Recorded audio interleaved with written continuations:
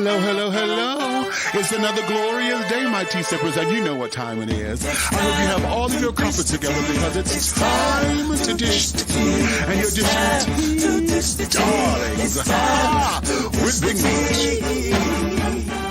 Can't wait. It's time to dish tea with Big Meach. It's time to dish tea with Big Meach. It's time to dish tea with Big Meach. It's time to dish tea with Big Meach. Darling. And hello, hello, hello, hello, hello, hello, hello, hello. Hello, hello, hello, hello, hello, hello, hello, hello, hello, hello, hello, hello, hello, hello, hello, hello, hello, hello, hello, hello.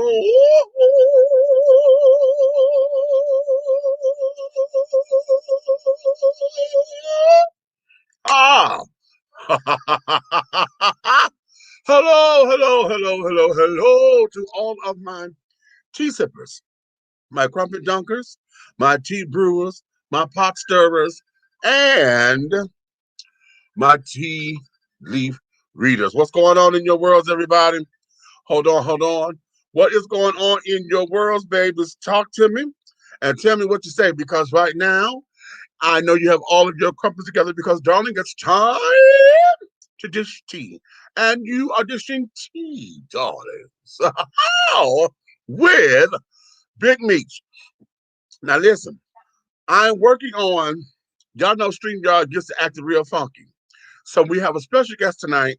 So I got to make sure that the link is going to work. As a matter of fact, what I'm going to do, I'm going to resend it here. Let me do it from the computer. If I do it from my phone, that may be doing something different. But y'all know how this is. So listen, if you're listening on YouTube or Facebook right now, honey, I want y'all to batten down your hatches, honey. Ha! Okay, because we're going to get some things started. And all of that, let me resend this to her.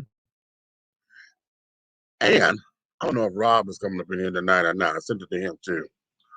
Okay, so let's see if that's working. In any event, that there is that. What y'all doing over there, honey? Hey, okay. That's TT. Okay, we're looking good. We're looking fantastic, darling. Oh, okay. So, say la vie. Wait a minute. I got so many tabs open up here. I got to close this one. And then let me close this one. And then I'm going to close this one. Yeah. Okay, we're good. So, it's been one of those weeks, children. It's been one of those weeks, and we got some things coming down the pipeline. But for those of you, how many of y'all remember the soul group from the 80s and the 90s called 9.9? Y'all remember that group? Huh? Do you remember that group? Well, my darlings, the former lead singer from that group, honey, is going to be with us momentarily.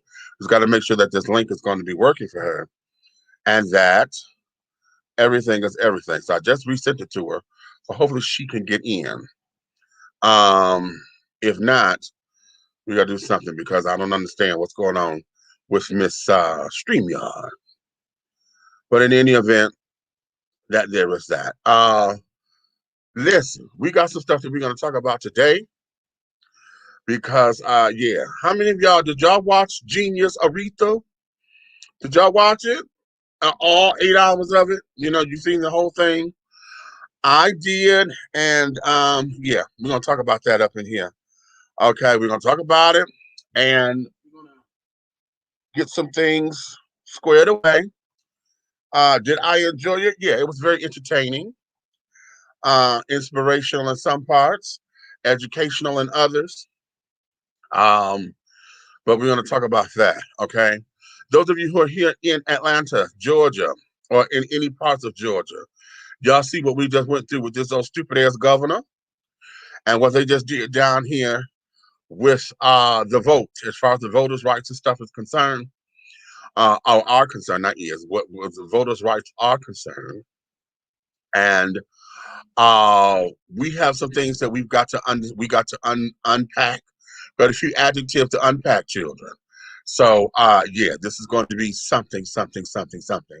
So in the meantime and in between time, let me do this. I am going to introduce to some and present to others. Let me get this started here. Because see, y'all may not remember this group, but while we're trying to get all this together, let me play this now, and then I'm gonna run my banner. Let me get my banner running first, because they like to ding music and carry it on. But see, we're doing this under the Copyrights Act, okay? Because I have an artist who we're going to interview, and so in doing that, we're going to talk about all of her music and stuff. So let me get you guys reminiscent upon who she is. So let me play this while I try to get back with her and see what's going on.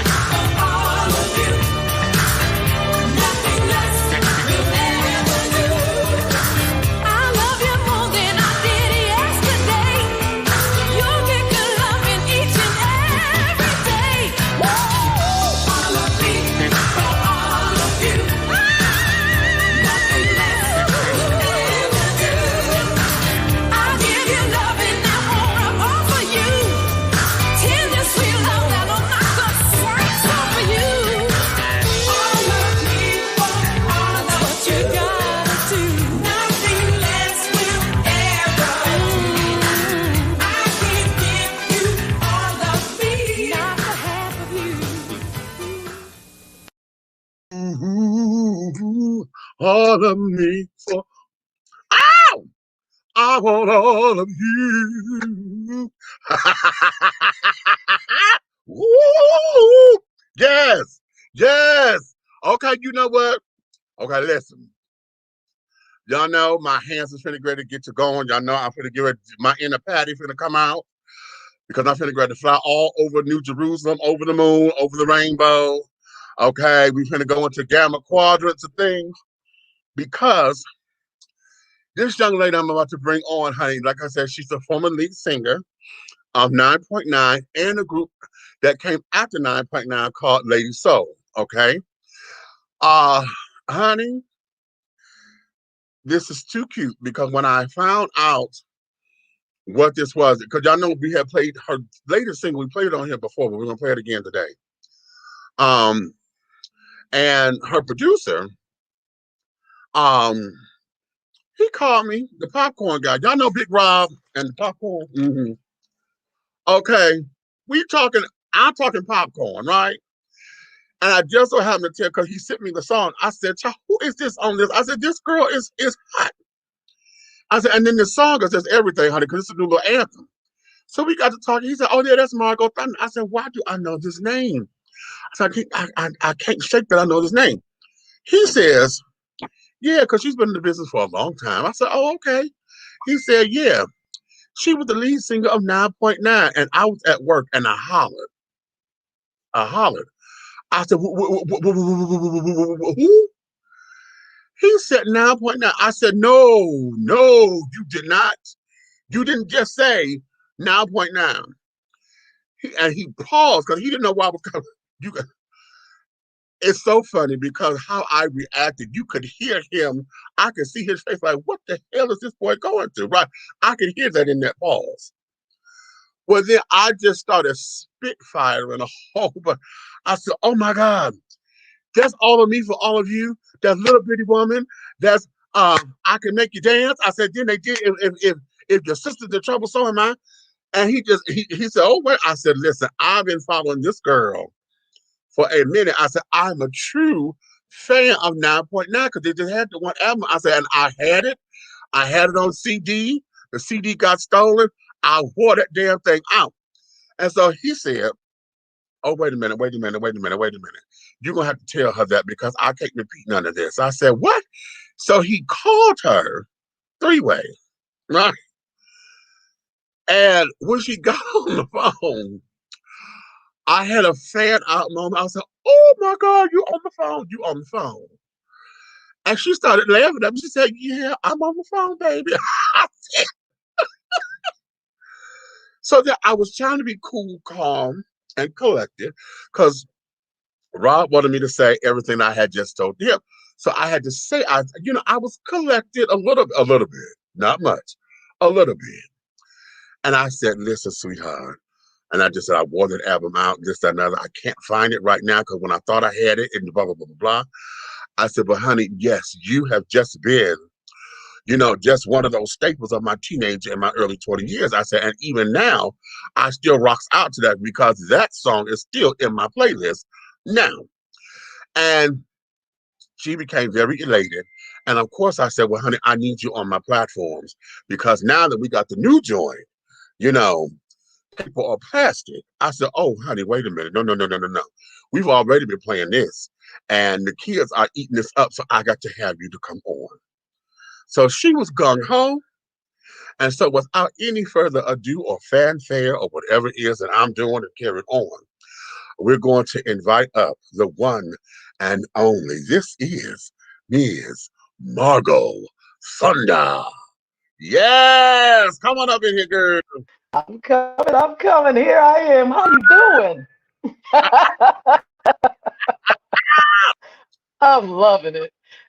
I'm just having so much fun with this record and just getting a chance to do all these interviews and reintroduce myself to everybody. So I'm having a great time. Oh, honey, we're glad that you are because this new joint, honey, listen, it has all of my listeners and people who I deal with on a personal basis. Mm-hmm. When I first heard the title, I said, paper or plastic, I didn't know where it was going, right? I told this Rob, I said, I looked at this title. I said, okay, where we going with this? Because I don't know where we're going with this, right? And I hadn't heard it yet. I'm going off We the title because I thought this was going to be one of the Necro songs or whatever. I said, oh, okay. They finna let have and let me see how. Then when I heard it, I said, oh, sister, wait a minute. This here is the anthem. This is a new anthem. This is one of those songs. It's timeless. This is one of those things. Like we always say, Clarence Carter, I be stroking. This is gonna be right up there with Denise LaSalle, honey. Wow. Don't mess with my tutu. This is one of those paper or plastic. This is going right up there with those kinds of classics for me. Oh, because wow. that's how I'm hearing. Yes, honey. Oh, honey. Oh, wow. This is a real jewel. Okay. On every end of it. But before we get into the now, yeah, let's go let back. me okay, you want to go back? Let me Let's take you go back. back. I'm gonna take you all the way back to the beginning. Okay, let's see if you can do that.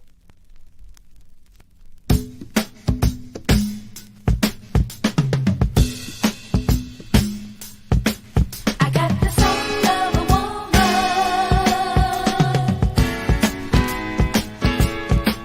I got the heart of a lady.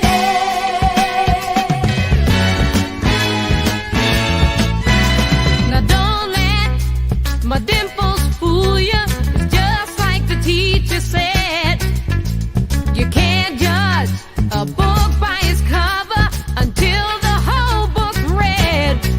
Well, I may look a little too little, but don't count me out on sight.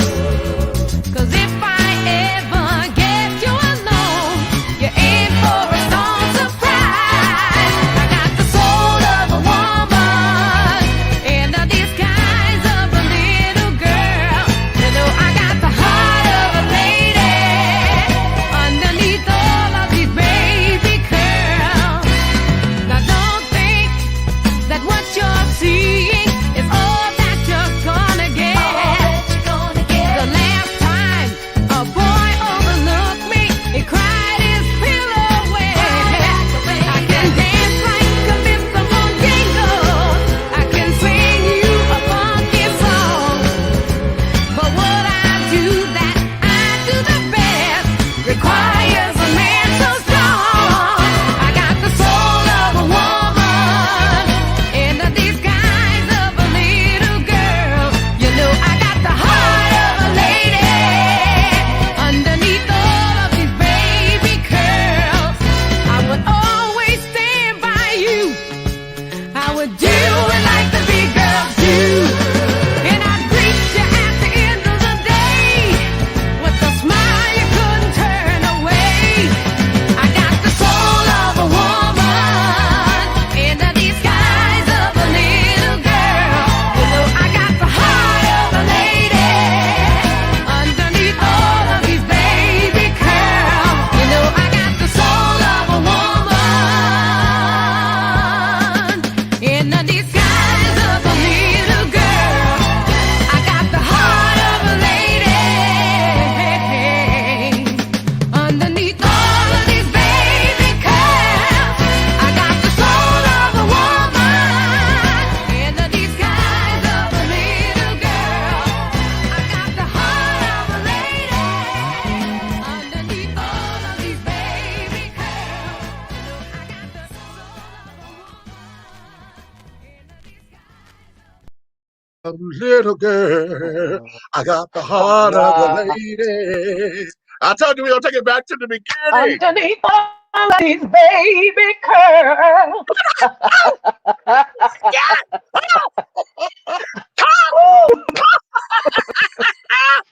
Yes. Who don't? Ooh. Oh, we're gonna Wait a have minute, we okay. gonna have some singing tonight. Okay. We're gonna have some singing if you got me here. It's what I do. Sister. Oh, okay. Let me compose myself. Let me compose myself. The comments are called "Soul of a Woman" and "The Heart of a Lady." I love this. You better come on. Okay. Yes, Auntie. So, so with that Okay. record, with that record, I recorded that record when I was 11 years old. I signed at Capitol, and it Yeah. came out when I was 13. And Okay. so, it's just funny that you're going back and finding all this stuff because, it's just bringing back all these memories. Because in those sessions, I did like back then, they did singles deals. They didn't always give you an Yeah. Yeah. album. So, the first two singles, which was Soul of a Woman, the second one was called Expressway to Your Heart, which was Yeah. a I got remake that of the too. Soul Survivors. And so then I did a series of some other stuff. I came out to LA and I did those songs. And then I went to New York and I worked with Luther Vandross. And Luther sung Ooh. background on my first records. Come on, for Lufa on the Lufa. Okay. My man. You know, and we remained friends, I mean, from the time I was 13 years old until he passed Wow. away. He was a great guy, Wow. great guy, you know. Wow. Wow. Okay, so let me get So, into this because mhm. oh, okay. Okay, so now we got George Furtado. We had Jessica and now George. Are y'all related? Y'all husband and wife or something? Love these memories. Okay. That's my brother and my niece. They're Oh, the all brother tuning and in, niece. and Okay. Okay. I just yeah, saw them because the same way I I'm sang. yeah, I'm one of 9 children, so I'm the middle Oh, okay. child, and I'm the shortest child, and I'm 5'10", 5'11" actually. I thought I was Okay. 5'10" and a half for the longest time, but yeah, so I got a big Okay, so family. my mother's 5'11" and a half, 6 feet. Yeah. So my mother's a tall Hmm. woman. So honey, yeah. And you said you're the shortest. I'm the Ooh, shortest. My mother was 6'2". good evening. Come on Yeah. now. I think because my mother was tall, I had an affinity for tall women and that whole Hmm. prowess and strength that tall women have. That just, child, I get so giddy over that. It's crazy.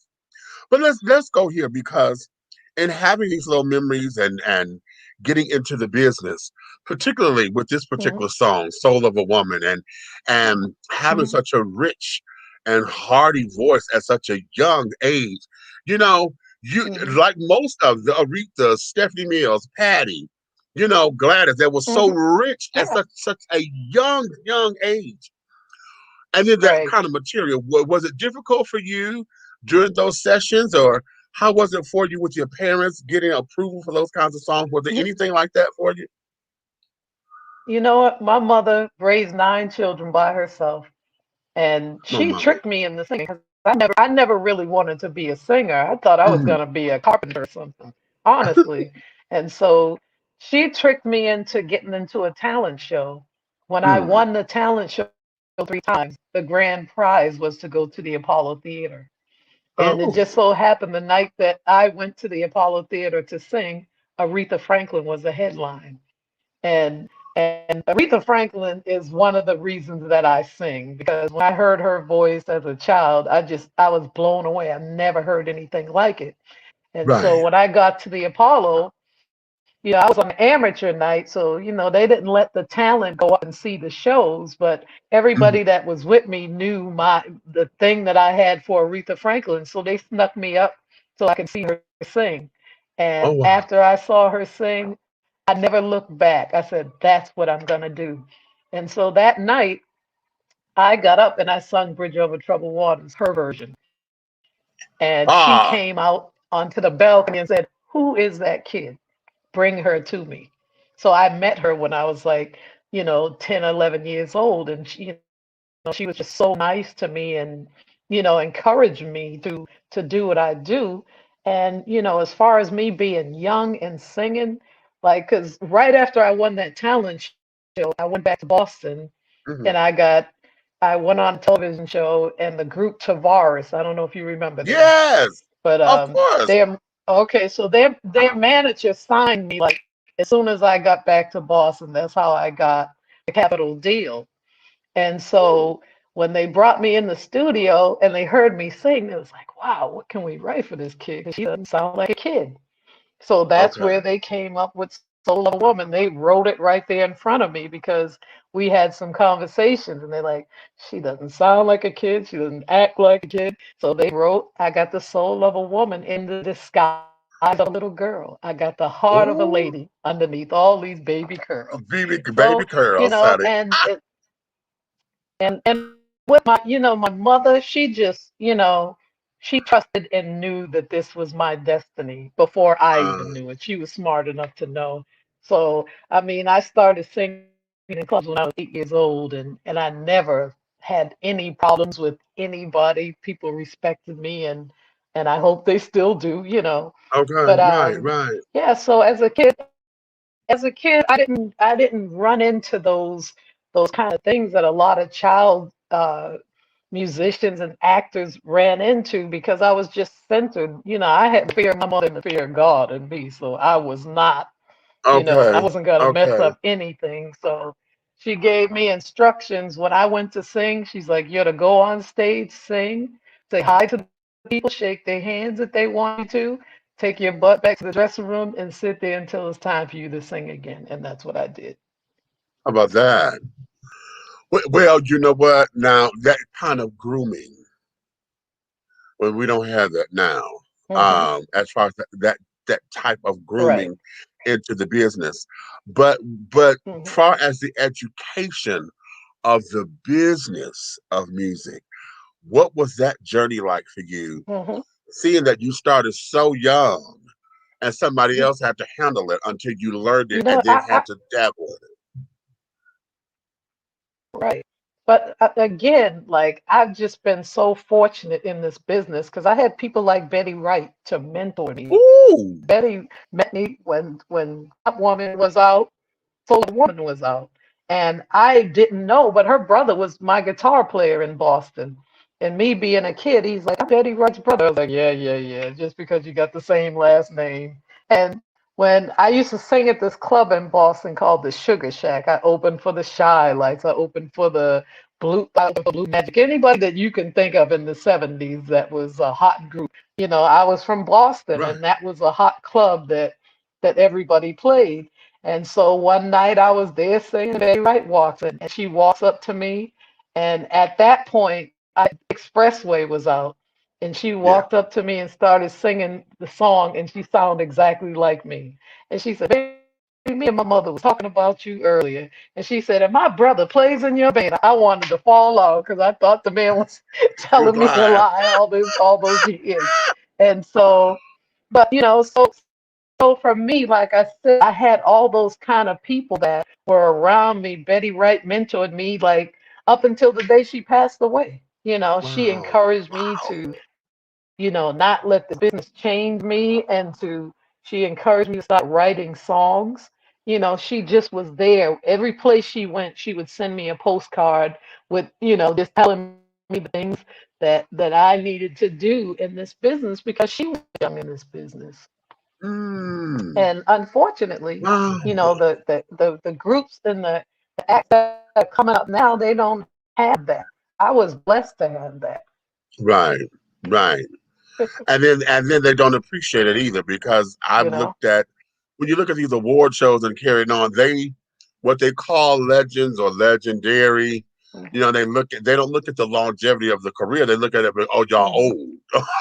you know, you've been in here longer than me. They don't look at Right, right. what Mhm. has happened to get us here. They don't know Yeah, about, okay, we had to sing to right. the segregated South, and we up in here where balconies and stuff and audiences were separated, and we had to come in through the Mhm. kitchen, and we couldn't eat here.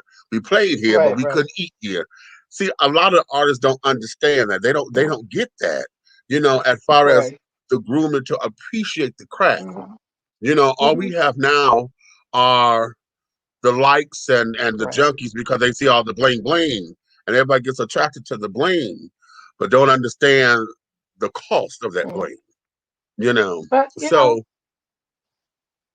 oh, right. But like for me, like I said, it's like you can only do what you know. If you don't know any better, you don't do better. you right, know. that's true. And, Right. like I said, for me growing up, I got a chance to work with all those people that came before me so I could appreciate that. And even me now, I would love to work with some of these young artists and do the same thing that Betty Wright did for me, mentor them. people. Mm-hmm. If you don't know it, you Mm-hmm. don't do better, you know. Oh, So, you know. child. Okay, let's do this because my co-host is in the wing. One of them, I'm gonna bring him in a second. Um, let's get you. Okay. We are 10. We are here. We're singing. We're in school. We're singing. We're doing clubs. You're gigging now.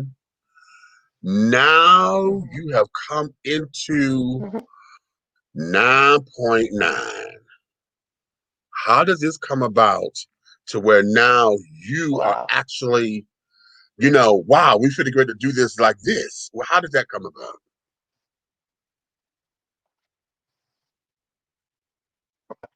Okay, so with 9.9, the members of the group were Wanda Perry and Leslie Jones and myself. And Yeah. Leslie passed away about 6 years ago. And and everything I do, I honor Leslie. Mm-hmm. One of my last videos was, in memory of her. So, but we were all stirred, but all my Capitol days, and that thing kind of faded away. I went to public school, so I went to the first music high school in Boston, and Leslie and Wanda classmates. And how we got together is that we had a project that we had to do, and we fooled around until the day of the that we were supposed to do this project. So we Okay. went in the girls' room in high school, and we're like, this song, that song, and so that's how we started singing. And as soon as I heard the blend that we had, I was like, meant to be a group.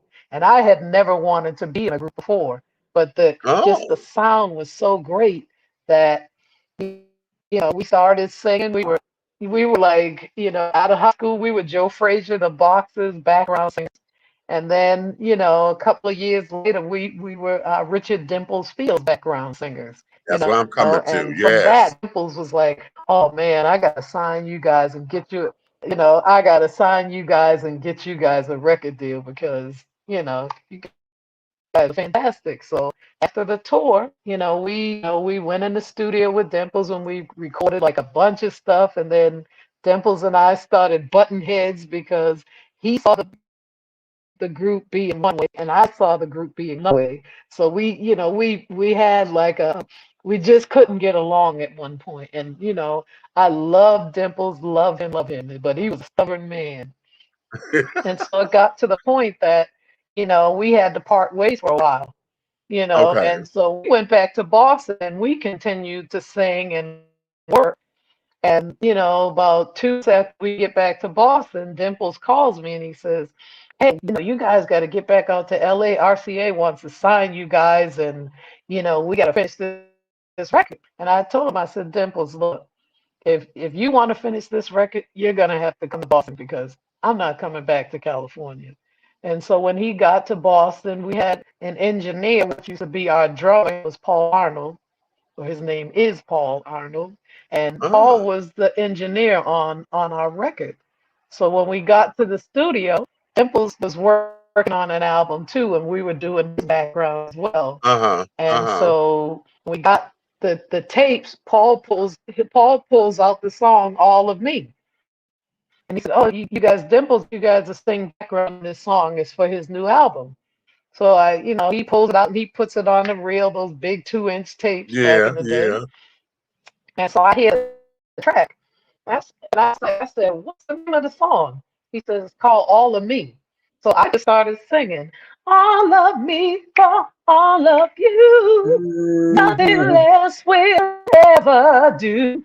And Woo, come on, so, girl. and Ah, so like when he got to the studio, when Dimples got to the studio, we had finished the background.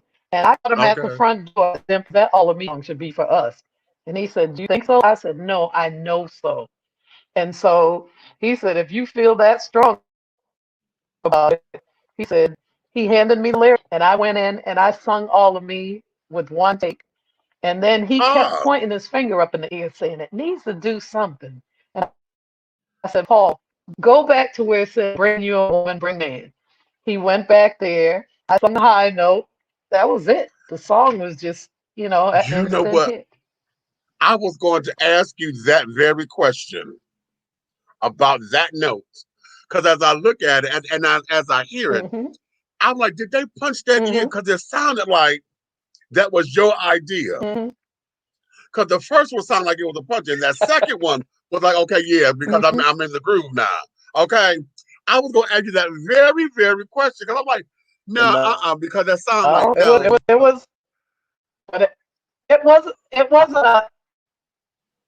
It wasn't a punching though. It was just like, I don't think anybody knew that I could sing notes like that. You could do it, right? And so when I got back to that section, that's what I felt, because with the whole song, it's like Dimples never told me the melody of the song. He just handed the lyrics. So I came up with the melody for all of you, because I just, this is the beginning of a love. We're holding easy, and I just went the song.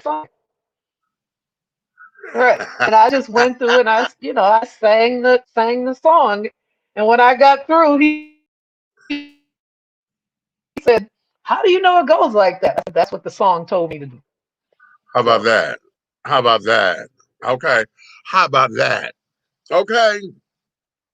That album, that 9.9 album, girl.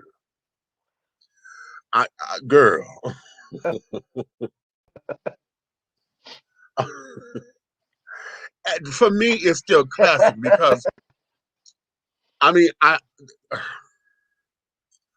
even get my words right. Okay, because what I'm gonna do, let me bring Red in. Red, come on up in here. Don't say nothing yet. Because what I'm gonna do, I'm gonna play another song from that album.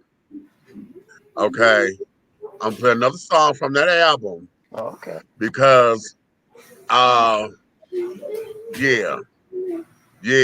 Okay, hold on. Where am I? Come on, computer. Because I'm starting to get a little nervous. But I'm gonna play the upbeat one first. Because see, this one here, I told you on the phone, honey. When y'all listen, no, just play it.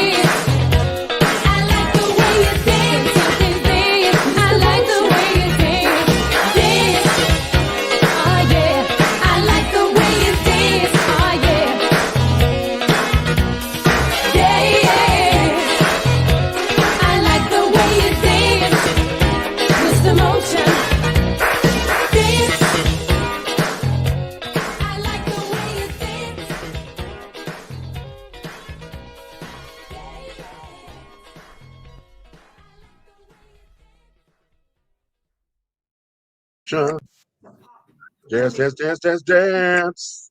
Ow! Dance, dance, dance, dance, dance. I like the way you dance. Listen, girl, I'm telling you, me and this entire me and this song right here, it will set the party off because everybody. I wasn't a trained dancer, but I like to dance. And child, when these hips get to going, and you got a little breakdown, huh? Dance, I'm dance, getting dance, every other baby, word. I don't know. huh? So yes, I'm telling you, baby, it is absolutely just everything. But let me go here She want yard letters to spell out our because baby. wait a minute, who's that? Yeah. Okay. So let me go here because now we're here with the group and 9.9 is doing this. Dimples is Dimples and Dimples, honey. Richard Dimples is baby. Richard Dimples Fields. Okay. Okay. What was the train to success like for you? Okay. As you got to go, wait a minute. I'm gonna put that on mute because I got background. He got his kids over there. What was Okay, that? I heard part of what you said. Oh Lord, okay. You know what? We're gonna touch the cosmos because every time I'm on to something, see I know they listen to me, Big Brother watching, and they always do something to where we get bad feedback when I'm on something good. But we ain't claiming that. So what was the success role like as you guys started to get, the song started taking off, the album was doing well. RCA was looking at you guys, and now, y'all became the group. You're making appearances and American Bandstand and Soul Train and all that kind of stuff. What was that momentum like for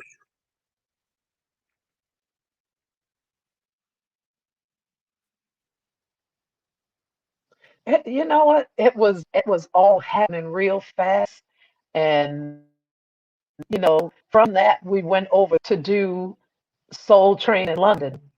And when I got to London, there were people there holding the records from the 70s. Hmm. I don't know if I lost Wow. you. I got you. Go ahead. And so it was really okay. So it was really, for me, the experience was kind of frightening because not only was all of me taken off, but then I had people from the 70s that were waiting for me to come back. And they were standing there with those 45s for me Hmm. to sign them. It's like, oh, we knew that was you when we heard that record. And it just became pandemonium for me because they started snatching out my hair, trying to rip my clothes, and Oh, it really scared me to the point that yeah. I didn't even really want it anymore. I was like, this is not what I got into this to do. Right. So you know the whole experience was a great experience, and we did some great music, but it really kind of made me shy away. And I remember tell a friend, like, this is what I thought I wanted, and I'm afraid of this. So I kind of feel like I Wow. blocked some of my own blessings because I just wasn't ready for that kind of reaction especially towards me, because there were three of us, and everybody just kind of gravitated towards me because of the records that I had before. So it was, Right. it was frightening to me. It was a scary thing for me. Wow. Okay, now let's ask this because when a group situation happens, I know for 9.9, you were the lead vocalist. With Lady Hmm. Soul, all three of y'all had taken turns with the I songs and wasn't, with hmm. but I wasn't because in 9.9, Wanda sung. We did a remake of Feel Fire on the Right, 9.9 album, right. and Wanda Perry sung that song. So I wasn't the only lead vocalist in the group. And like, even with Lady Soul, we took turns on different things. If you go through the Yes, 9.9 album, you'll yes. see that Wanda sung with Dimples on the album. So I wasn't the main person. It's just that because all of me exploded like it did, that people just look at me that way, like, she's a singer, but I always felt like we were a group, you know. Did the other ladies see it that way? Because with groups, we know when folks gravitate to that one, oftentimes it shifts. Folks get to feeling like, okay, all the attention is Hmm. going here or whatever. Did the other ladies share in that and saw that you were trying to push them as well and be like, no, we are a collective?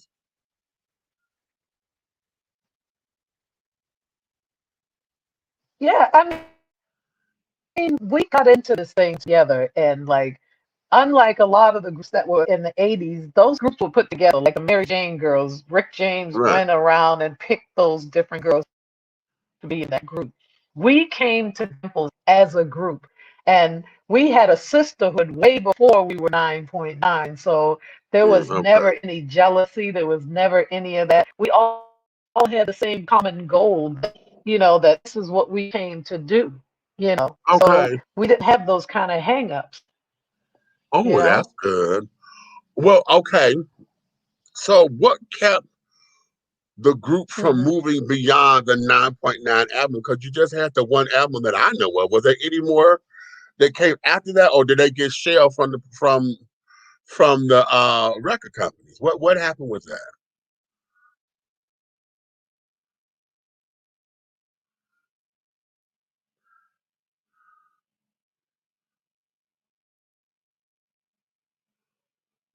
Wait a minute. I'm Okay, back now I or can hear not, you.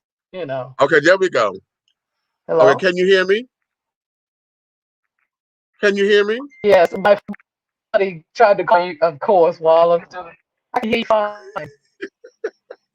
Okay, Yes, I can.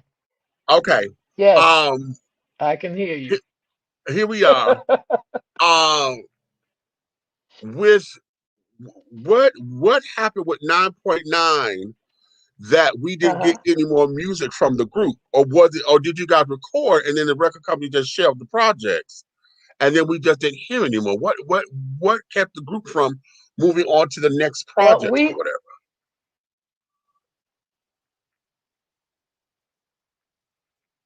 what happened is that we did an album, and after we did the album, we weren't signed directly to RCA. We were signed to Dimples Production Company, and so Oh, damn! Dimples and RCA got into a battle, with we got hit in the crossfire. You know what I'm saying? Wow! And at that same time, Wanda and Les that type of music anymore. You know, Oh, okay, and okay. so they left, and left when they left the group. I was the only left, and RCA held me up for like 7 years. I couldn't even sing. I sung a lot of background for people. I did a lot of records, but I couldn't do anything myself until I finally got an attorney that went to them and said, "Look, either sign her as a solo artist or let her go." And they finally, released me from the deal. 7 years they tied you up, sister. Wow. Okay, girl. Oh, okay. And how? Wait a minute, because how is it that you remained intact? Because there was no bad press on you. There was no bad blood. We didn't hear any of the. Now because of social media, everything is negative, negative. We would have heard all that. I flipped over the tables. How were you able to keep yourself intact without, saying, "Look here, something got to"? How were you able to do that?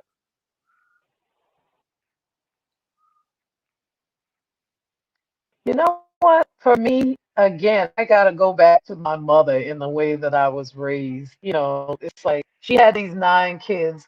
I had a God and talent, but she never treated me any differently from any of Mhm. the other of my other siblings. So it never gave me a chance to become like this you know, I'm doing this and I'm doing that. So I was always grounded in realness. It's like that, I had to do something else. And so for me to keep, doing things in the music business, like I said, I sung on background on movie movie shows and just different things to keep myself going.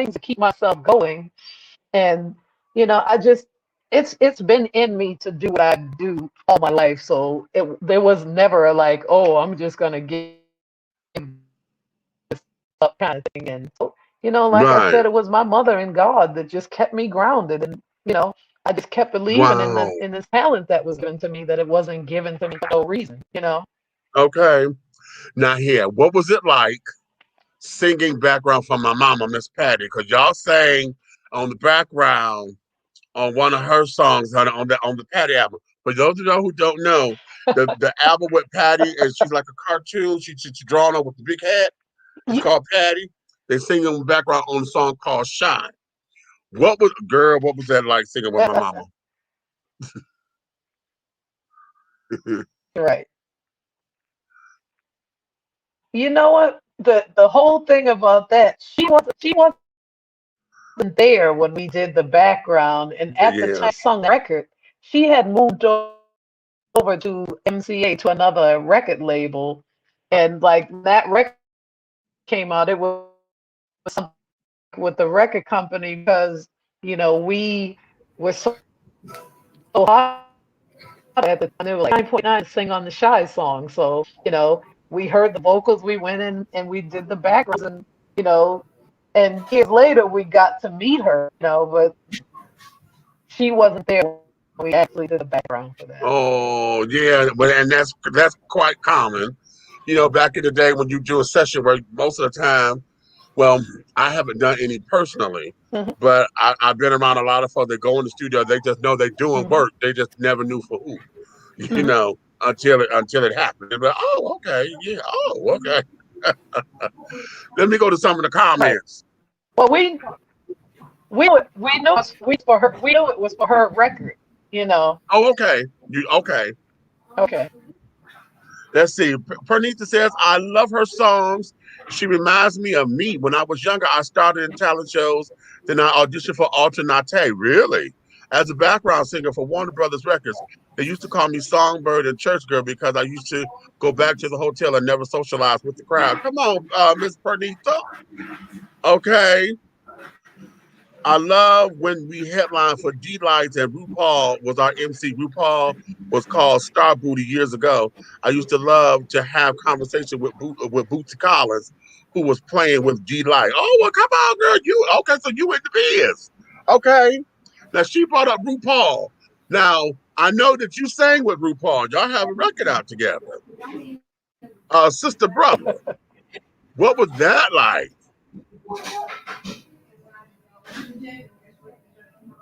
Another one called Legend. Hey, girl. Hey. No, Hey, I knew Nessie. RuPaul from when Work came out. I knew him from way back then. And Uh-huh. we always had this thing about us. Like every time we saw each other, we were kind of like a sister and brother. You know. And Okay. so Uh-huh. when Lady Soul, the group that I was in, we were staying in a hotel with RuPaul. And one of the girls was like, "That looks like RuPaul." I said, "It is him." And she was like, "No." And she said, "Let's go talk to him." And so, we walked up to him and she said, "Are you RuPaul?" He said, "Margo." And he just started talking to, and, he told me how 9.9 inspired him to do a lot of things because he just liked the he said, for me, he just felt like I was just out there and he just loved my energy. So Uh-huh. he modeled some of the things that he did after us. Oh, wow. Okay. You come on now. Come on now. Yes. Yes. So now they released you. They let you get into your own. Lady Soul came about, and now boom, we got the success of Mhm. If My Sister Is in Trouble, So Am I. Right. What was that for you girls? Mhm. Right. Okay, so with Lady Soul, I I had met Phaedra Butler. And, she was a singer in Boston, and she loved 9.9.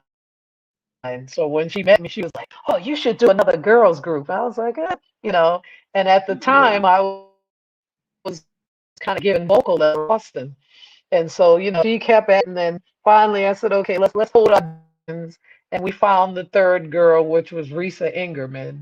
And so we just started, I started teaching them harmony and working with them. I worked like for a year with them before anybody even knew we were a group.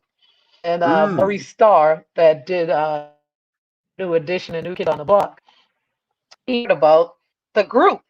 And he wanted to sign us. So, we met with my, and, I'm just really straightforward to do. And, in this business, dealing with some men, they, I don't know if they see as cocky or what they see me as, but, I see myself as like, I've always had a vision for myself in everything that I've done. So Mm-hmm. if I'm working with you, I'm working not for you. And, at one point, we got into that kind of thing with Maurice. So, again, I left and took and Hollywood Records, we had sung some background on a project that Maurice was working on. And Hollywood Records said to Maurice, "Well, who are those girls singing in the background? You need to give me that group." So, he had to come back to me, and we worked out things. And again, like with Dimples and Maurice, we ended up repairing anything that went wrong. And we did when we came out to do the first single, which was a song called Don't Forget About Me. Yes, Uh, honey. you know, Disney was there when we were shooting the video, and they said, "Oh man, we got a great project for you guys." We were like, "What?" They said, "It's a movie, and we want you guys to sing on the soundtrack." So we were like, "Okay." We had no idea what it was. So we came to Boston, and they sent the "If My Sister's in Trouble," because that song was done by Jeffrey Osborne. It was called Yeah. "If My Brother's in My Trouble" brother's in trouble, for people right? that don't know. And I knew that. so they I sent us thought the his song, and, came and I did after. Yeah. arrangement. Yeah, right. I did the arrangement for. No, his was first. And so I did the arrangement for "If My Sister's in Trouble," and then and they finally told us it was a Whoopi Goldberg, and she was gonna be playing this nun. So like when you hear the background, it sounds like a church background Right. Right. because of what the movie was gonna be about. And we came out and we did the video with all the nuns except for Whoopi, because at the time she was negotiating to do Act Two. And so she didn't want to break her negotiations with Hollywood and Disney Pictures. So she didn't do the video with us. But the way they cut the video, you would think that she was there She because was it in looks it. like I'm Yeah. singing to her. Right. And so we got to meet her afterwards because she came to Boston, and she got a Hastings Pudding Award from Harvard. So we got a chance to meet her, and she said she was so sorry that she couldn't do the video, but money came first. Okay. That negotiation. So, but that was how Thurac came about. Okay. So now, which is still that song is again another iconic song that is a part of your lexicon, honey. This is a part of your musical catalog, your musical vocabulary. Uh, what what is that like? I don't even know how to ask this question because when you become associated with songs, iconic songs, and you can actually stand on it. In fact, at this particular point, one would say, okay, she ain't got to say nothing else again. That song right there is paying her bills. It's gonna pay her grandkids' bills. You know Hmm. what is that feeling? What is that feeling? And then what Right. propels you to keep moving forward because there's more than that. What?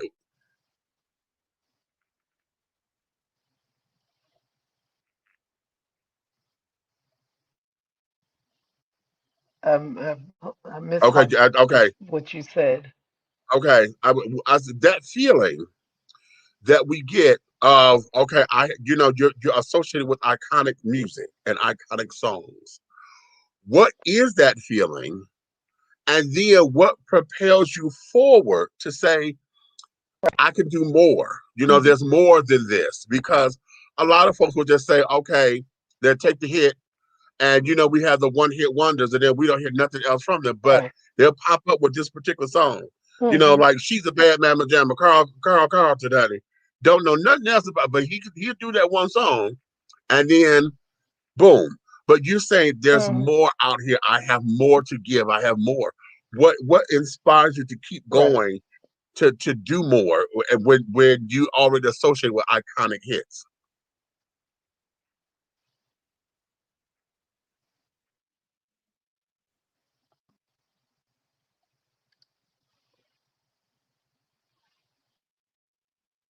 You know what? For me, it's like with Sister Act, and I think about that, and I look at that, and people see me, and where I live is a woman that lived next door for me for 10 years, and I never talk about what it is that I do. She never recognized me, but she told me one day she was moving out, and she told me and she said, "What do you do?" And I said, "Oh, I'm a singer." She said, "Have you sung anything that I would know?" I said, "Well, I sung one of the songs from the sister." She said, "Which one?" I said, "Well," she told me, she almost passed out, first of all. Then she was telling me how, her sisters would get in front of the television, and she was always me, and they'd have their brushes and they would sing these songs. So, like, for me, again, it's like I've just been so blessed to have come through all this stuff. And like, for me, God keeps telling me there's more that I need you to do. Okay. So it keeps me going. Okay. Okay. So now, sweetheart, the end of this group came. Lady Soul, had a project, and then that fizzled. What was that like for you in the interim before coming to do Mhm. R&B 101? Because that was the next project that we know you to come out to say, okay, I'm back. What was that transition like for you? Okay. Well, Yeah. for me, when the Lady Soul thing filled out, it kind of it discouraged me because I really felt like, okay, this is gonna be it. This, was the number one movie in the country. The song was everywhere you went. The song was playing, so I really kind of felt like this is it. And again, egos get in the way. And so for me, I just frustrated, and I kind of walked away from everything and said, you know what, I'm done. Because I always told myself, in music, whenever this starts to feel like a job for me, I don't want to do it because it's not Right. supposed to be a job. And so I left Boston and moved to California, and just, you know, I got a job working in window treatments, you know, and, it uh, just relaxed myself from it because I wasn't going to let this put me out. So, I had to do what I had to do. And then I found Right. out, I found out that my mother was sick back in Boston. And so I ended up back in Boston. And when I got there, I didn't realize how sick she was. And I started writing songs again and giving vocal lessons. And I had written this song called One of Nine. And Yeah. like, all my friends were like, "Oh man, you need to play that for her," because I was too shy to play the song for my mother. And Okay. so, somebody finally talked me into playing for her. So she did get a chance to hear it before she passed away.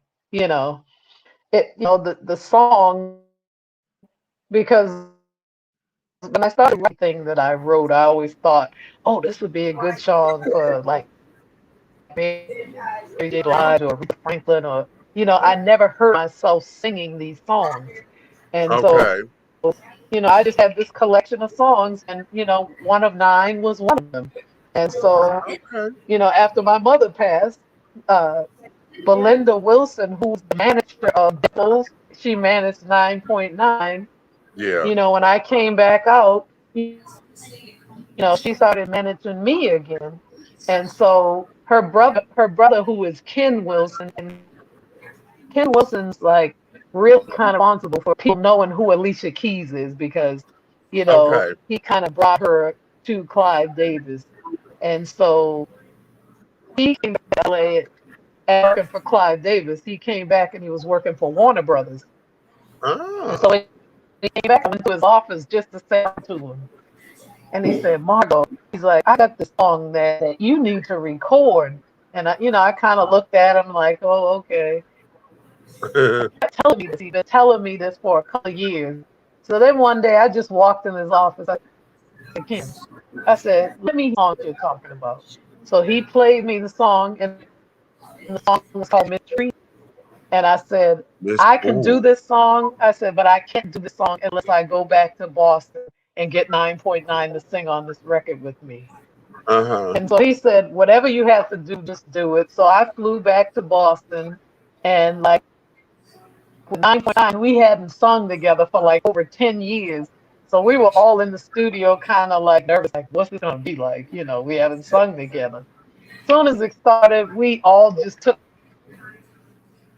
our places, and it was like we never stopped singing together. And they sung the background on Mistreated. And so for me, I felt like if I was going to come back, I wanted to come back with a message. And what Mistreated talks about for women to, you got to get yourself together. You got to love That's yourself before right. somebody else can love you. So there's some lyrics that say, get your hair done, get your nails Right. done, Yeah. buy yourself something nice to wear. And so I just felt like it was like the perfect song for me to come back with. And all those songs that I had written that I thought for other people ended up being on that R&B 101 album. I've got to get that album because I've heard Mistreated. I've only heard it in the audio. See, I'm old school where I need liner notes. They don't do that with MP3s. Uh-huh. I need liner notes. And I kept saying when I heard that song, I knew that sound, but I I'll, didn't know I'll, that s- y'all I'll had send that you the it. girls. Send you, I'll send you the CD. Oh, okay. Don't. Okay, I'm a crybaby. Don't do that. Yeah. Yeah. And But so I what I did as knew. well is I ended up doing Fire again. Yes. Yes. Child. Oh, here we go. So Yeah. And now and and they're singing on Feel the Fire as well with me. I was gonna ask that because it felt the same. It felt it had. Oh, okay, girl. So y'all done had a reunion and we don't know it's a reunion. See that? I love it. Okay, but now we are here. We are Right. here Right. with the new piece, paper Yeah. or plastic. Yeah. Now, where does this song come from, and how did you and Big Rob, the double G to the double B, come together to make this hit happen here?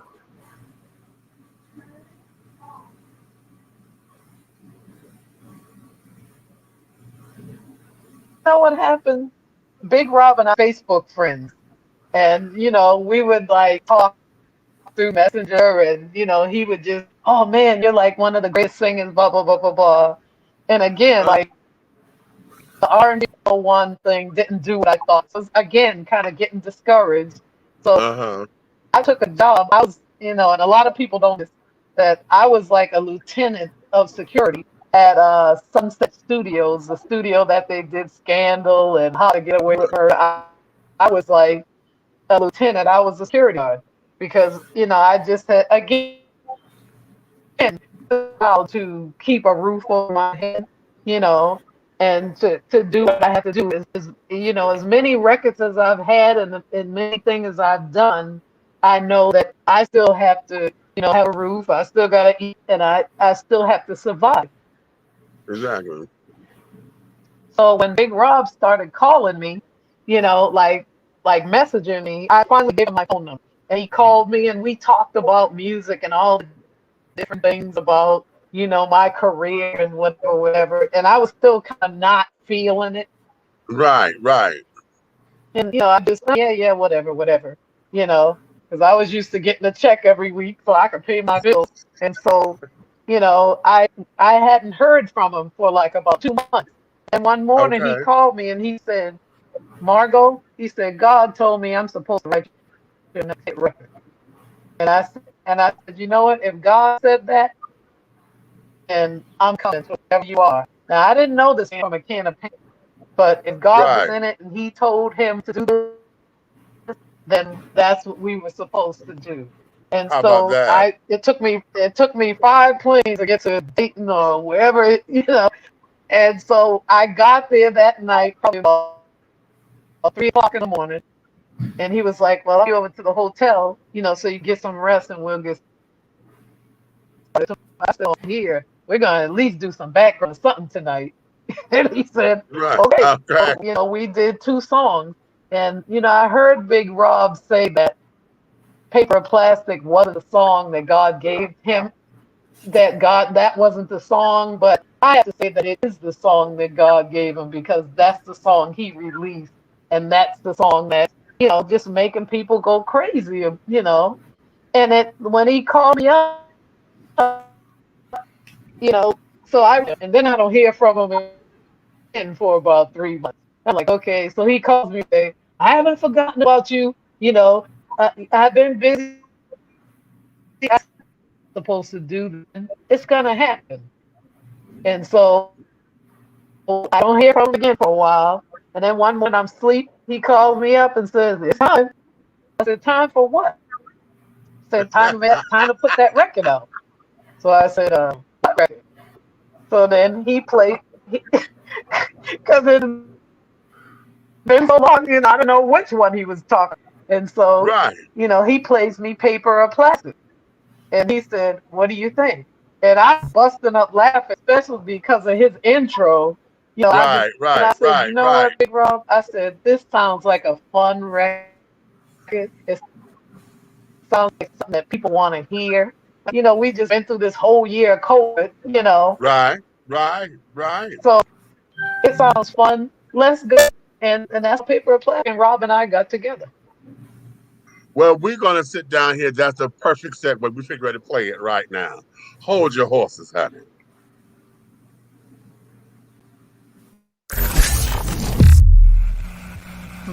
Oh my goodness, what it is, big baby. Here's a biggin' that everybody's digging. Written and produced by yours truly, the BIGGRBB Big Rob. This is called Paper or Plastic.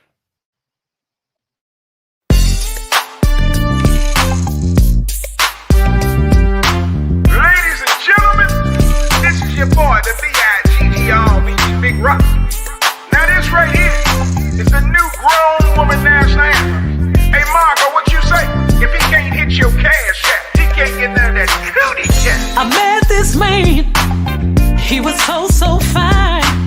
Satisfied my body, satisfied my mind. He gave me what I want, just the way that I want it. Good loving, never disappointed. But good loving ain't all it takes to feed me. Put your money where your mouth is, if you really need me. My love's not for sale, but I could use some help with it.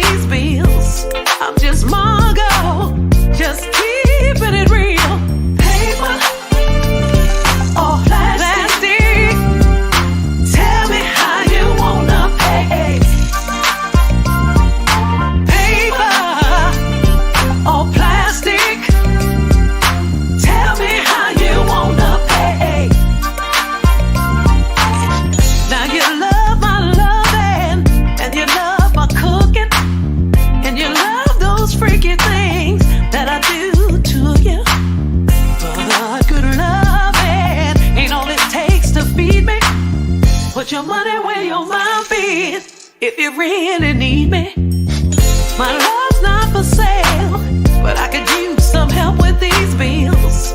I'm just Margo, keeping it real. Paper, paper, or plastic, or plastic. Tell me how you want. Tell me how you wanna pay. Paper, or plastic, plastic. Tell me how you wanna. Tell me how you wanna pay. Paper, love makes the world go round. Money greases the wheel. Tell me how I'm just Margo, keeping it real. Paper, just hit me on the cash app. Walmart, Western Union. Plastic.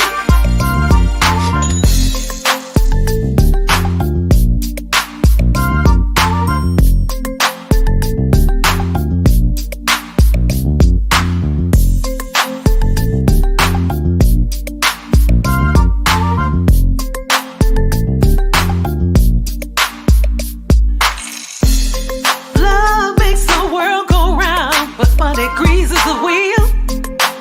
You can send it on a cash app. Walmart to Walmart. PayPal. Western Union. Paper, paper, or plastic, or plastic. Tell me how you want. Tell me how you wanna pay. Paper, or plastic, plastic. Tell me how you wanna. Tell me how you wanna pay. Paper, love makes the world go round. Money greases the wheel. Tell me how I'm just Margo, keeping it real. Paper, just hit me on the cash app.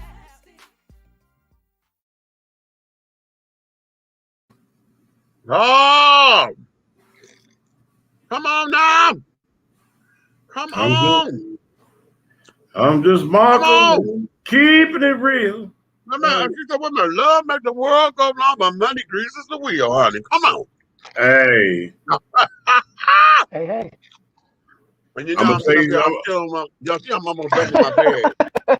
Hey, is that Christmas mix? Baby, it's the Christmas mix, honey. Boy, This, boy, what I tell you, boy, don't get me started. boy. Get me started. I had one of my listeners. Hey, I looked up and saw the bottom of the bag, bro. I saw the bottom of the bag. I said, Listen, I have to keep it pitching it so that I don't get to the bottom, but I'm almost gone. boy. I had one of the listeners that tell me, he told me I got the flapper like Patty, honey. He said, listen, you sit up there getting all emotional. You started looking like Patty the Bell flapper talking about some damn popcorn. I said, honey, popcorn just that way. And this is Christmas mix. I hadn't had this one. This is new. So I didn't know what this was.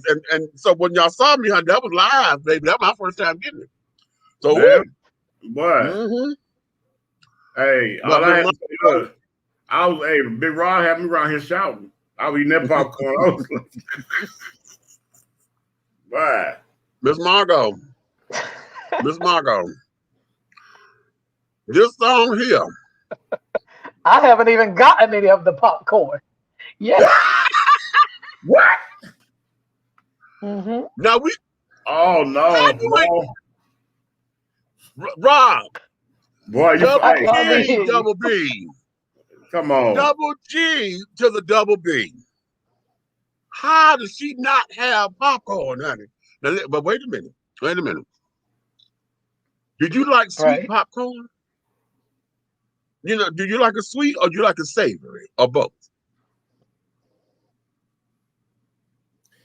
Honey, just want to taste the popcorn. I just want to try any of them. I just keep hearing so much about it, but you know, I look at the mailbox. I haven't found one. Let me tell you something. It's like a brand new liquor when it come out. You be at home sitting down in the comfort of your home before you open that bag. Don't open that bag. Okay. Listen, child, this one here, this is Sugar Shack. Watermelon ain't supposed to be on no damn popcorn. Hey, however, what I love about this is that after a couple of, you know, Sugar Shack. Okay. But wait. It's the grown and sexy. Caramel corn and cheese corn. Oh, girl. Hey, I got a confession. I ate the grown and sexy first, and it was all gone. You got all of them. And then you gave me a second bag because I didn't share it, and it's gone. Well, I can't do nothing else about that. I'm gonna have to hit this is the good. This is the good. Now, if you just like plain old spicy buttery popcorn, this is the bag that you take when you finna get ready to curl up with either your good book or your good movie. The good. Baby, I'm telling you, Buck is on the way.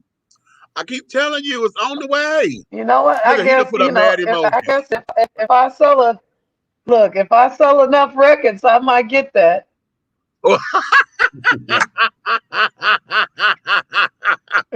Hey, Big Rob said he gonna sing you some. He gonna sing you some. Look at that, Big Rob. I'm gonna sing Margo some.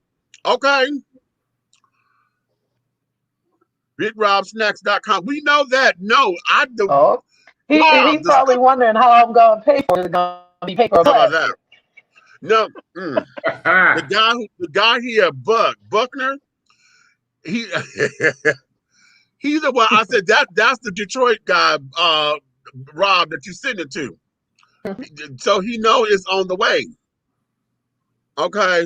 Oh, yeah. Okay. He just said that it's on the way, Buck. Okay. So, yeah. Wait a minute. Let me go up here.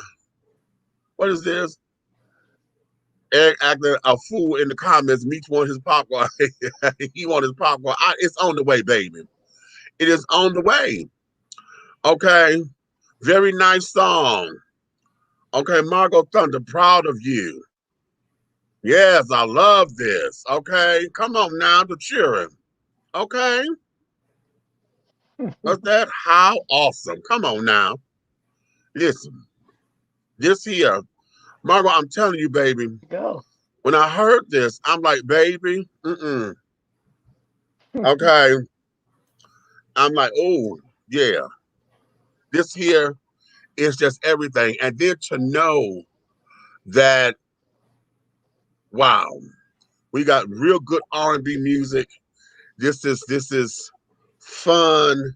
It's energetic. It's entertaining. It tells a story, which that's what's missing in a lot of the music today. It doesn't have a story. You say this song is fire. Come on. Okay. You see, y'all can hear that at the cookout, can't you? Mm-hmm. Okay, you hear that song at the cookout. Everybody got their little cocktail going on, grabbing a rib or something. Hey, I played it. Little two-step hands. Big Meach, I played it in Big Black. Yeah.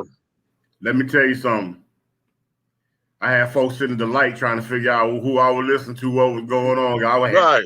Big Black was rumbling. Okay. I said, it was like, this is. And then too, now we're all of a certain age, and most of us are, we need to be entertained differently because what we have is cute, but we can only take so much of it. Right. I mean, and we can only take it in spurts. But when we got music that's timeless, and the energy is feel good, a lot of music that we have, if it's not booty shaking, which I don't have a problem with, because y'all heard me say I like to dance. I don't mind that. But what happens is it's either raunchy booty shaking to where it's all sex laden and carrying on with no imagination, or it's angry. The feel is angry. And so when folks congregate and they play this kind of music, fights like to break out, or folks get mad, or they want you step on somebody's toe, and now they got to throw up signals and all that. Okay, we want, feel good music that when you sit down, you don't realize that you got it in a loop because you don't realize that it just continued to play. You know, all you know is you waiting on the next song, and then it takes you maybe 3 hours before you realize I never changed the tape. This thing been looping like that, you know. And so I want to thank you for just keeping true to yourself, not letting the industry change you in some regard. You know what I'm saying? And trying to, I mean, it's okay to experiment, but when you know it ain't you, it's like, oh, okay. We know this one here was trying to get a demographic, but that demographic, no, we can't do that. And it's cool when you find it out and realize it, and you stay true to yourself. So I just thank you, my sister, for just giving us fabulous music. Okay. You know, I really sitting here and I'm listening to you, Margo, and it is a blessing to have somebody doing what you're doing, because I can't think of nothing with the way Rob writing and your talents. I'm sitting here me now thinking about being up all night writing again. You know what I'm saying? Right. Because I feel like I want to do a song with her. I definitely want to do one with Rob. Okay. I got something pre-written for Rob, but I want to do a duet with her. And you know, that's what music is.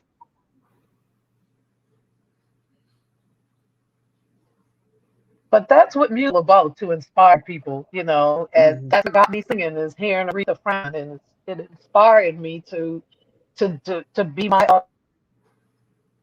authentic self, to be, you know, I wanted to that level, so I had to put the work in, and I think that's what the problem is with young artists. They don't know anything about putting in the work.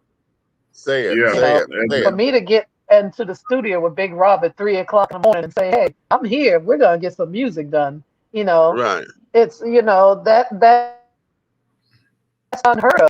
And you know, I call Big Rob my big, because I'm older than Big Rob, and you know, and that to me is, you know, some of the words that you said, like about staying true to myself. Those are the exact words that Luther said to me. Those are the exact words that Betty Wright said to me, is to just be you, and I don't know how to be anybody else. Come on. There it is. I can only be me. Don't I say that, Meach? I can only be me, honey. Me. Don't know how to be nobody else. And then to take up too much time till my head hurt. I can't, no, honey, no. Right. I wear size 14s comfortably, honey. Okay, I'm not trying. I tried that. That's why I got bunions on my feet now. I scolded my feet in shoes too small. Well, Margo, Margo, I got a single out called Jelly Roll, and the video is coming. I got a single out called Jelly Roll, and the video is coming. And the album will be dropping. I got one more song, and the album will be dropping later this summer. But the single is already out, just Jelly Roll by Big Red Fella. But definitely, I want to work with you guys, because you guys, even Meach pointed out to me, it make a lot of sense. I'll look out for that. So, my darling, I'm gonna give you the opportunity to let folks know where they can find you. I look forward to hearing your music. Oh yeah, I'll send you the link. Big Rob say play it. So you can find me on Facebook. You know.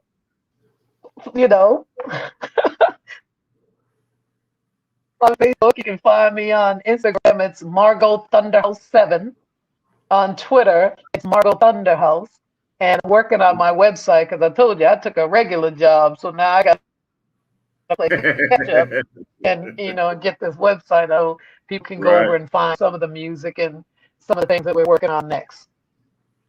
I'm with it. Okay.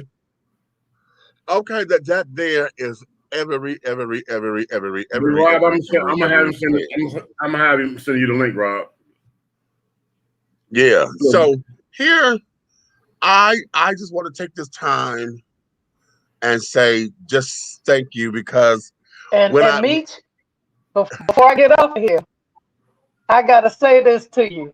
I'm a little bitty woman, but I sure know how to please my man. I said I'm just a little bitty woman, meat on my bones.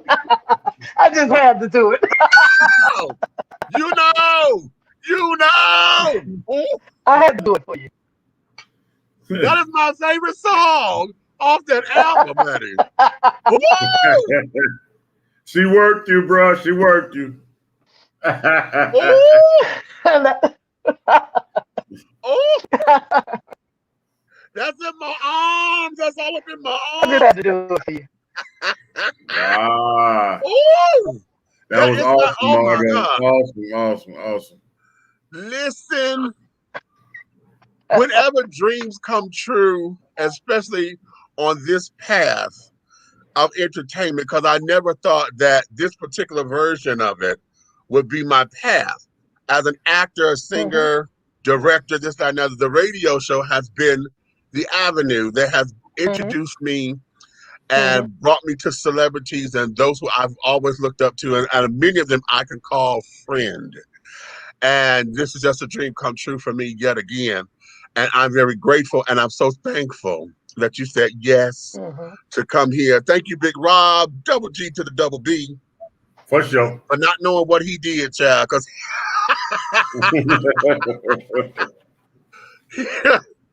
he was so cavalier about the thing. And I just go back to that conversation.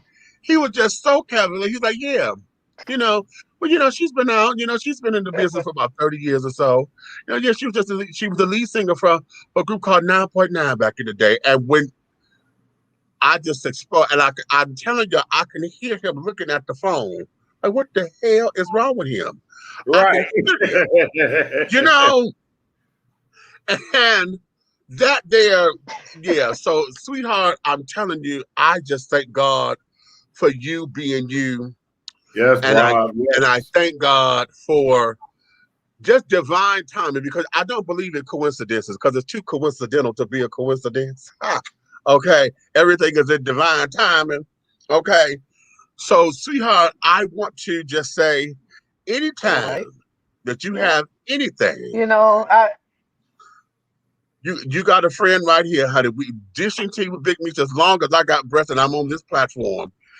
Anything you dropping, any event, any concert dates, any whatever, right here. In fact, we'll do a listening party, honey. When the entire thing drops, we'll do a whole listening party and call it Grace.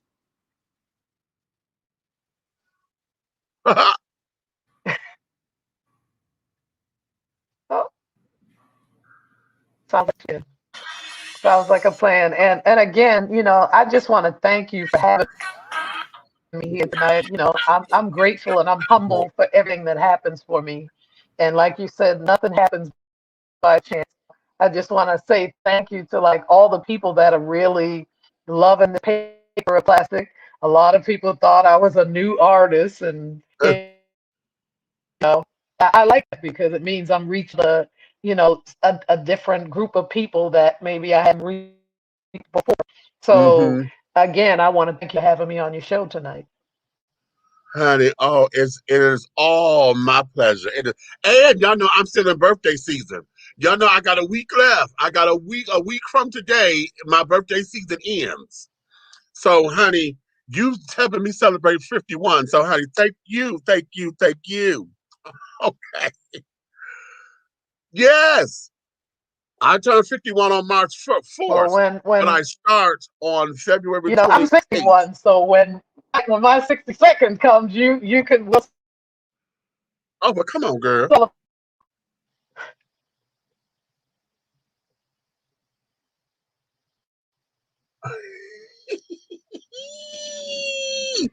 Yes, ma'am.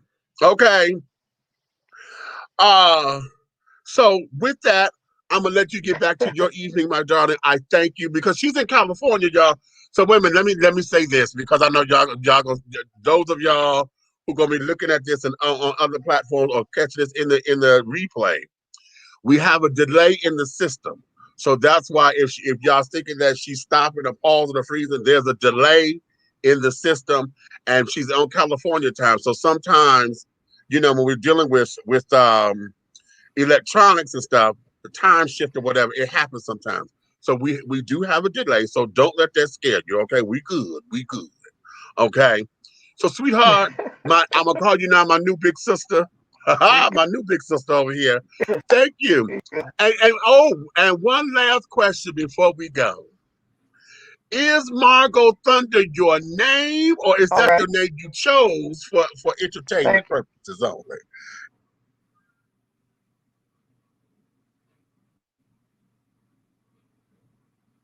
That's the name of the name Capitol Records chose for me, because my real name is Margaret Furtado, and they said nobody would ever remember Furtado, so they shortened Margaret to Margo.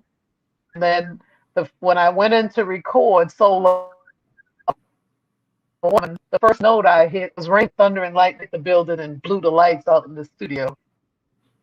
They said thunder, there it is. And there you have it. Ha! She hit that note. Woo! Bam!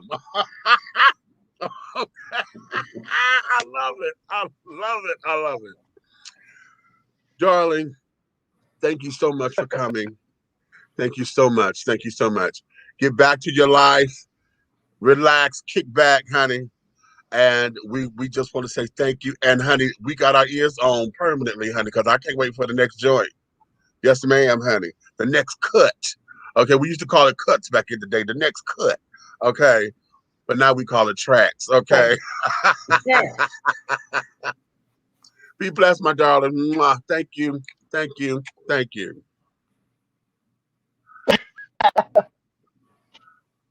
Okay. Thank you. All right. Good night, my love. Ladies and gentlemen, that was Miss Margo Thunder. Okay. That was Miss Margo Thunder, honey. Oh, child. Oh, honey. Oh. I'll take a commercial break. Let me regroup. Oh, wait a minute. Crockett, you in here?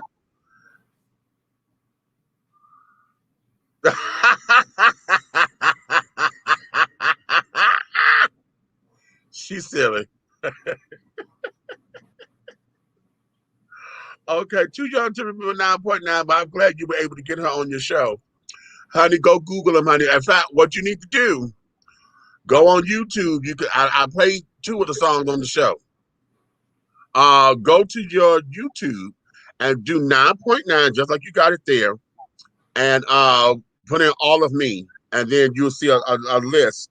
We'll come up with some of their songs and stuff. And then also she was with the group called Lady Soul. Now, you got to be cute. I'm going to send you something to send to them. Okay? And we're going to call that Grace. So with that being said, let me take this commercial break. We'll be right back. Hold on. Hold on. Where am I going? Which one? Let me do this.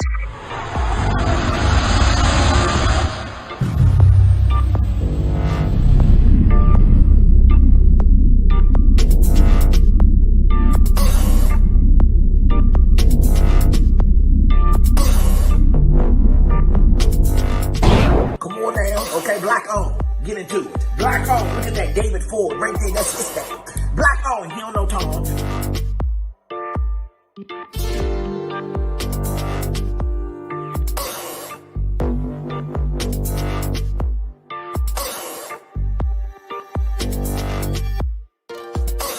Look at that David Ford, that's his thing. He don't know Tom. Yeah.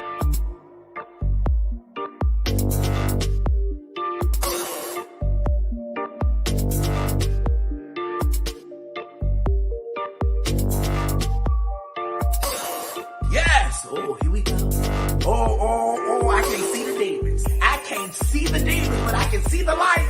We are creating black luxury across this country.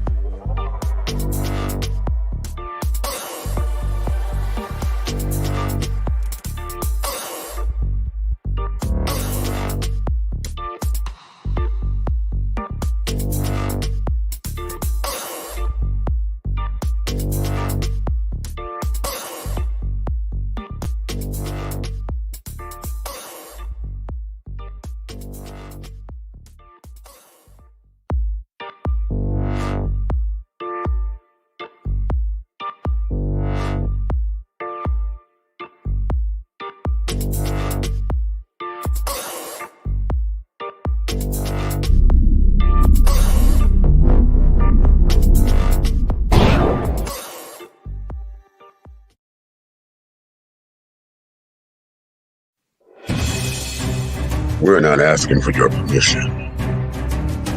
We're not seeking your approval. We're claiming what's ours in the name of our ancestors. We are their answered prayers. This is more than a movement. This is a revolution. Black innocence. What are yours today?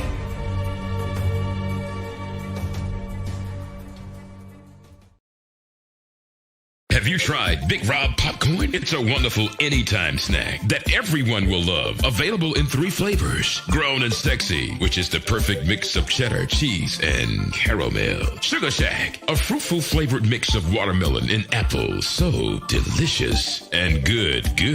How about spicy butter and white cheddar? Everyone loves it. That's why it's called good.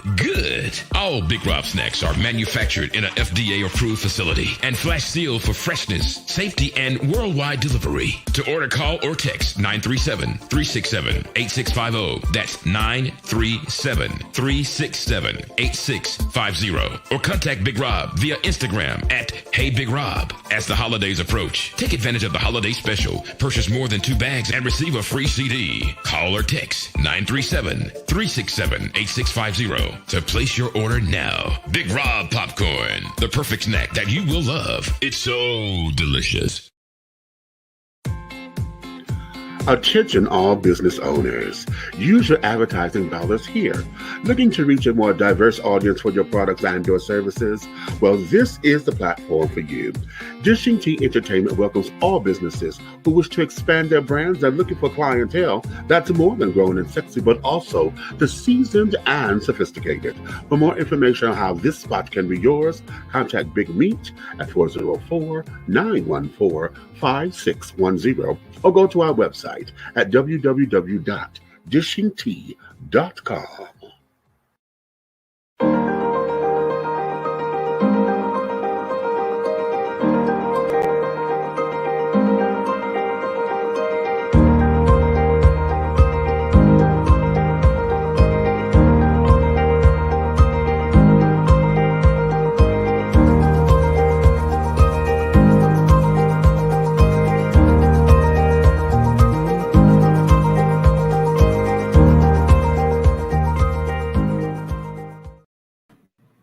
All right, and we are back.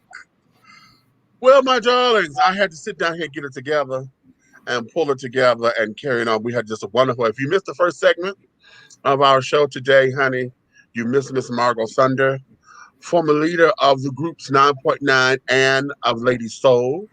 And also now, honey, we just played her new song, honey, Paper or Plastic, just a few moments ago. So I encourage you to catch this in the replay if you missed anything. And we're going to go ahead on and go and do this thing. Now, let's see. I'm trying to think of which way I want to go first. Again, I'm put the question, have y'all watched Genius ARETHA? Okay. Did y'all watch that particular series? Okay. Did you watch it? Did you watch it? Did you watch it? All right. We're going to get you guys up to snuff because I'm going to do a Big Meats moment on that and give y'all my thoughts and things on the movie. So if you haven't seen it by now, either you can turn off and don't listen or whatever the case may be, because I'm going to tell this particular thing and give my eye on it. I got to find out who directed that.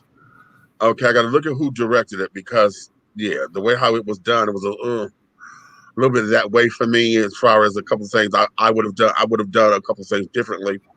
However, yeah. Okay, what's going on? What's going on? I'm seeing new folks that came up in here. Hey, baby.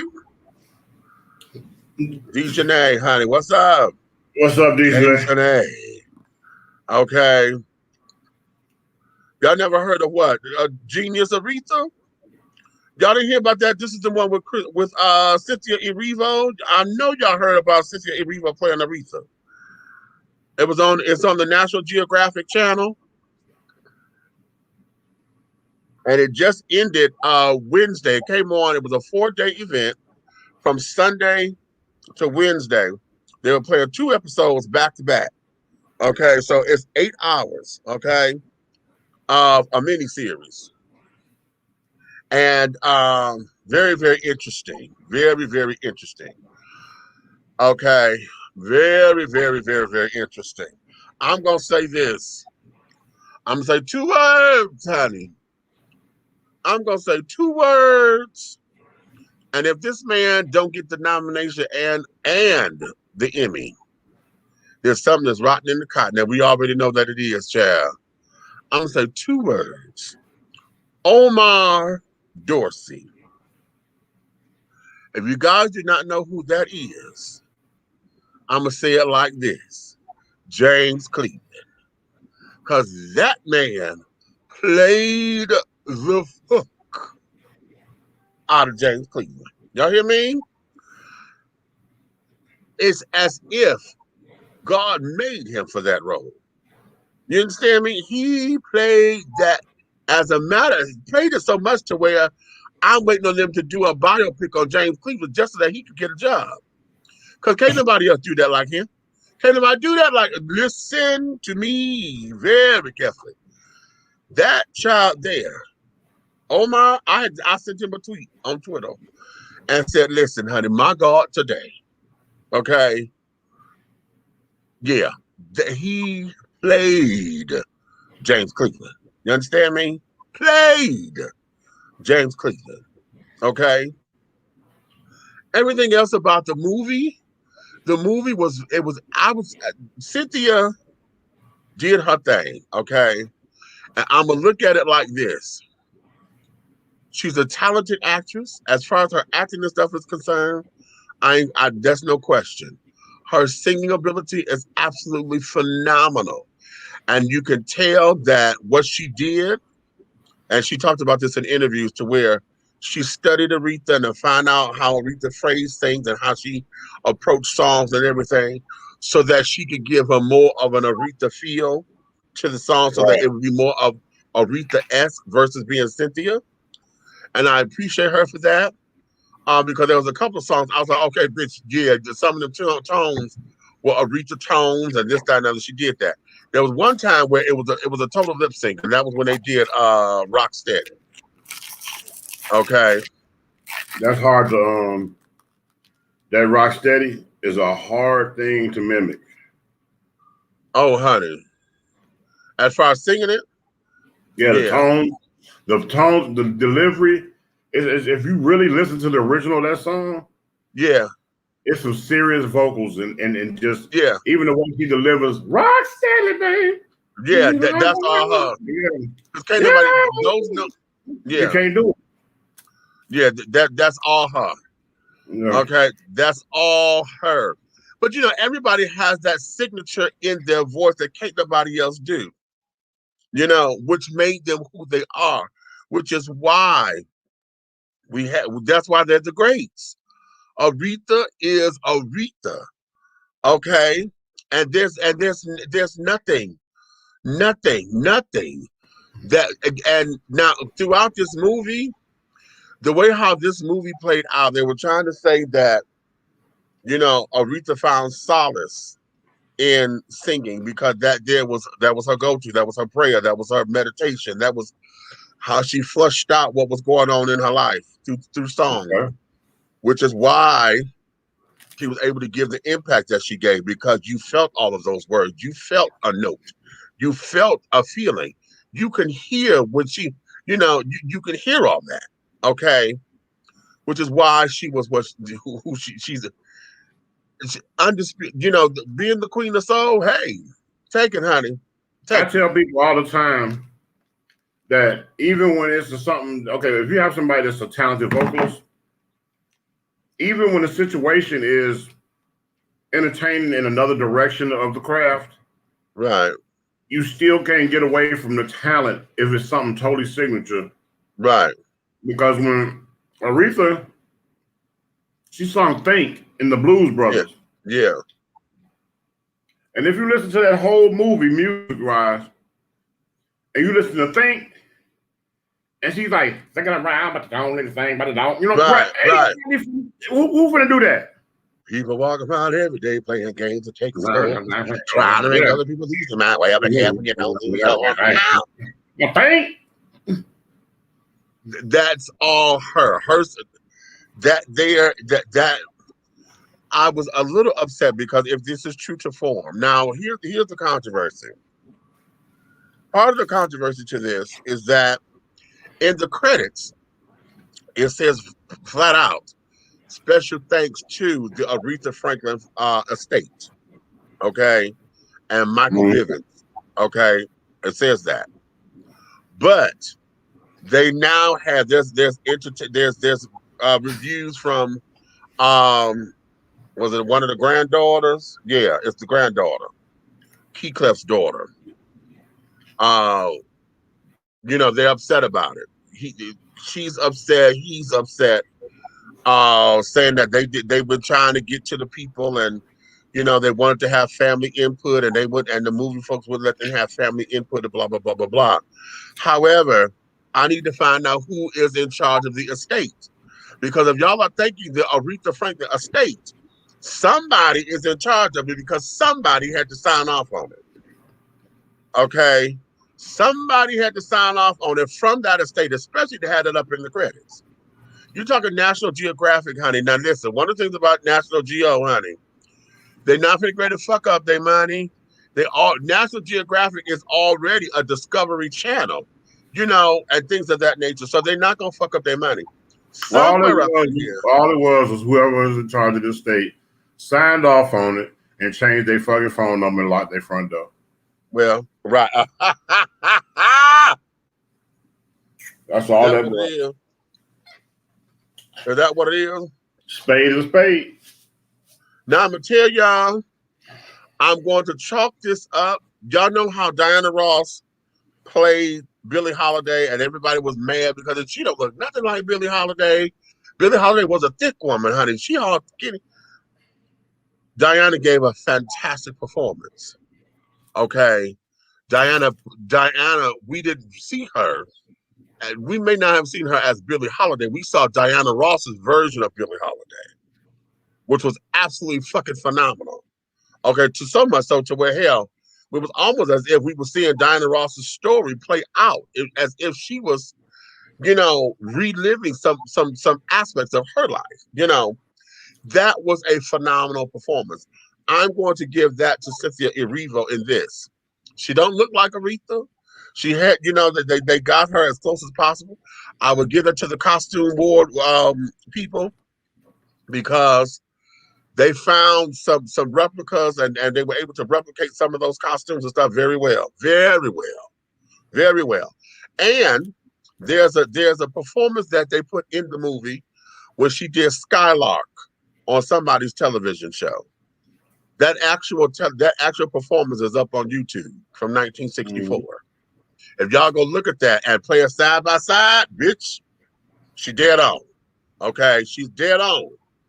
So there's some wonderful high moments in this that I would not take away from Cynthia. Okay. But like I said, all my comments are going to go to the director and how they chose to do this, because one of the things about her children, I got tired of them making her kids look like kids. She was 12 years old when she had the first one. And I think she was 13 or 14 when she had the second one. Okay. So when I'm seeing her being 25, I don't need to see no damn little kids. No, you got damn near teenagers at this point, and I need to see that embodied. The children that they were using were still looking like young kids. And you talking about boys. She had boys. Boys grow. Okay. And things of that nature. So I was a little pissed off about that because I'm like, that's not true to form. I'm a little sad. You just said it yourself. It was National Geographic, right? Right. Let's get a little deeper thought with that. Come on. Oh. By it being, okay, I hear where you're gonna go. By it being National Geographic, to save themselves some doggone political and legal aspects of the situation, as if they doggone uplifting teenage pregnancy. Because that's the first thing they're gonna do. Let's polish that so we can get past that part of the story. Good point. Real good point. Okay. Sometimes you got to think about how the enemy's gonna look at you. Yeah. There were some like other choices that they made up in here. Just for cinematic purposes and for depth and drama. Because some of this stuff, honey, how they shadowed and carried on, I'm like, oh, okay, I see what you're doing, but I would not have made that choice as a director. But okay. As far as the story stuff is concerned, the family is saying that they felt disrespected, that the movie was disrespecting Aretha. And I don't think that it was disrespecting Aretha. I think what it did was disrespecting C.L. Franklin. Because we see a side of him, honey, that a lot of people don't know. Okay, he was a drinking, womanizing son of a bitch. Some of them. Okay. And if any of that is true, I'm sure that it is, because it corresponds with all of the stuff that I heard as a child, okay, from folks in my family who were hanging with Ted and carrying on. That was very interesting. And I think that was another thing, because I didn't realize how long she and Ted had been together. Because I'm like, this man is in all the early years or whatever. That was kind of fucking with me. And then how old was Ted is the question. Because you sitting up there, you met Aretha when she was 12. According to this, you met her when she was 12 years old. You was fucking around with Dinah Washington, supposedly, according to the story. But now, years later, she's 18, 19 or whatever, you done married her? Again, cleanup, aisle 7, National Geographic.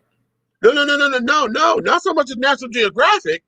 This here is her story. I know it's her story, but to display that, you know how much flack you're gonna get as a doggone. Right.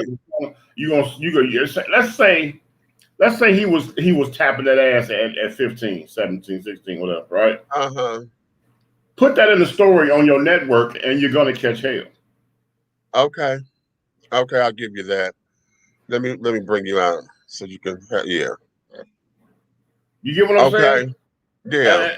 And it's like, and lately, as I've been watching a lot of things, stuff that you have turned me on to, I'm not going to talk about people that dress up like women, but as I've been watching things, I see things from a different light and perspective because of our profession. You know what I'm saying? We hold degrees in certain areas, so I start. Not only at first it was terrible. Remember, we graduated. It was terrible for us to watch a movie. It was I know, yeah. We'll pick it apart. We'll pick it apart. But now that we have doggone deeply rooted ourselves into doggone being community activists and advocates and voices for people who don't want to speak up, you know what I'm saying? And we put ourselves in positions where, Big Meach, Big Red, any way we can, we're going to help you. Right. You feel me? Now that we've done that, my third eye not only is open, but it has widened as if there was a lens added to it. And now I see things in a 360-degree perspective. Right. So that's what I said. Like, even when you and I doing stuff, I think about what's going to come for us if we do this or we take this too far. Right. Exactly. So. Exactly. That's just my opinion. I'll take that. I can see that, because that was really something in this particular movie. They did not. Now here's another thing they did not do, because I know from being a kid, I remember seeing a lot of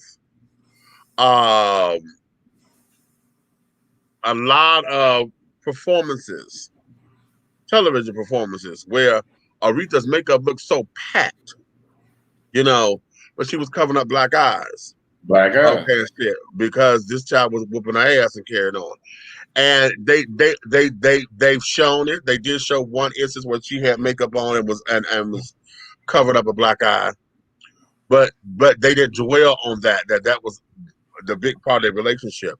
they was mentioning the fact that he was still a pimp, and even though she was this, that he was still pimping girls while they on the road. But what they did not say was that he pimping her. Again. Okay. I got it. Oh, I got it.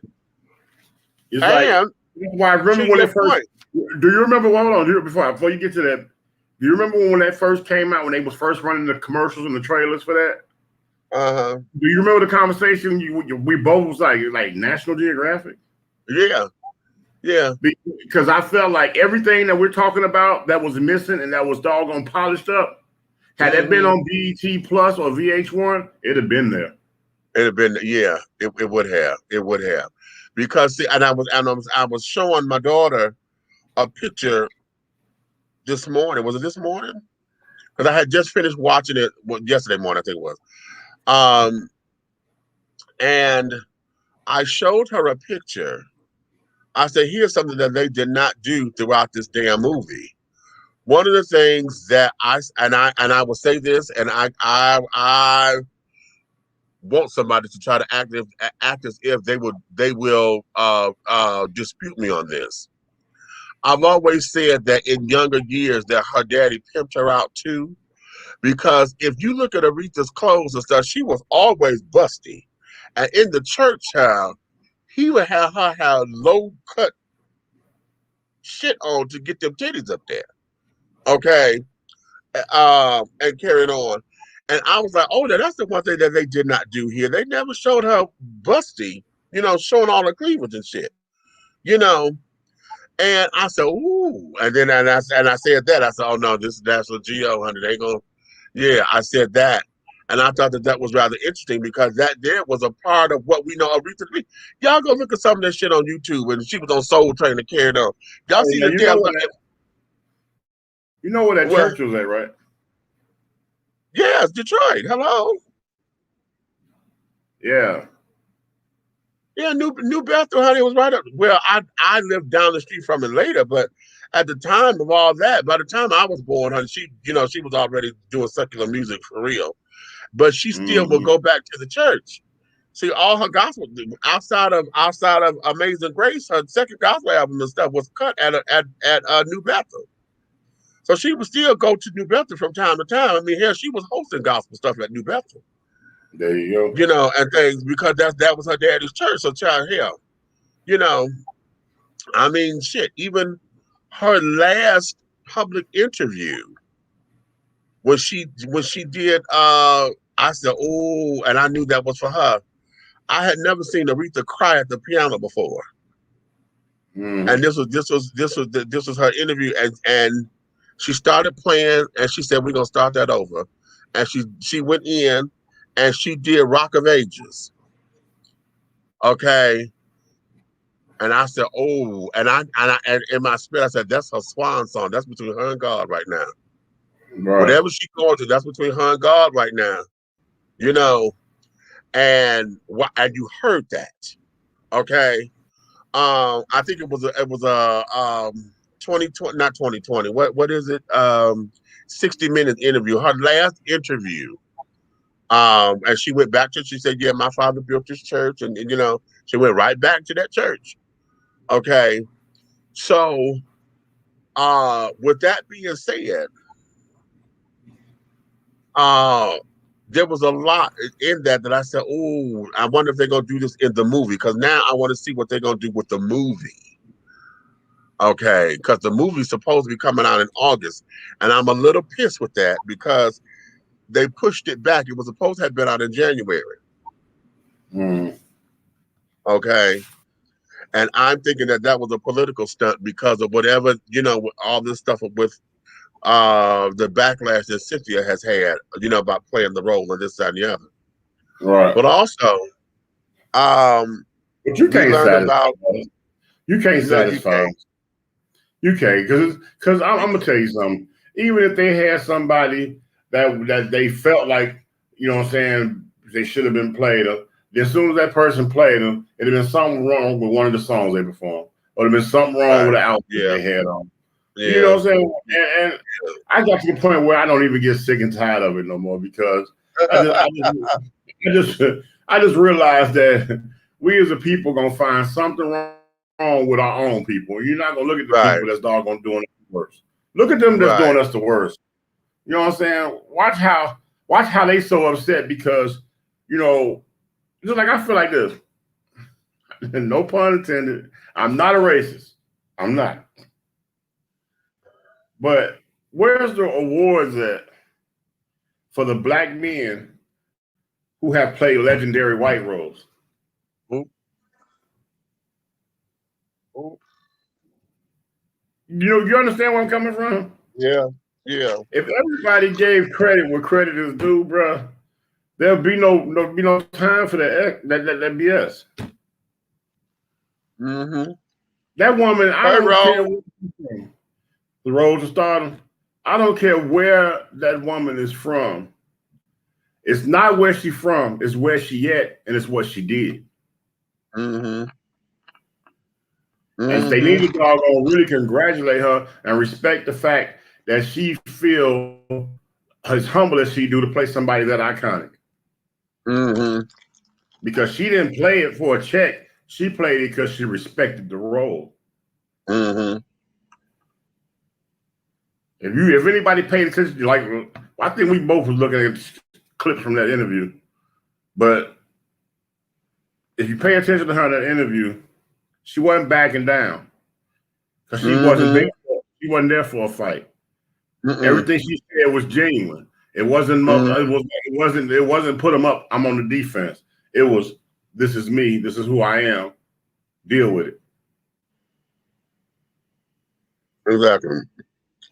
Hardcore. Now,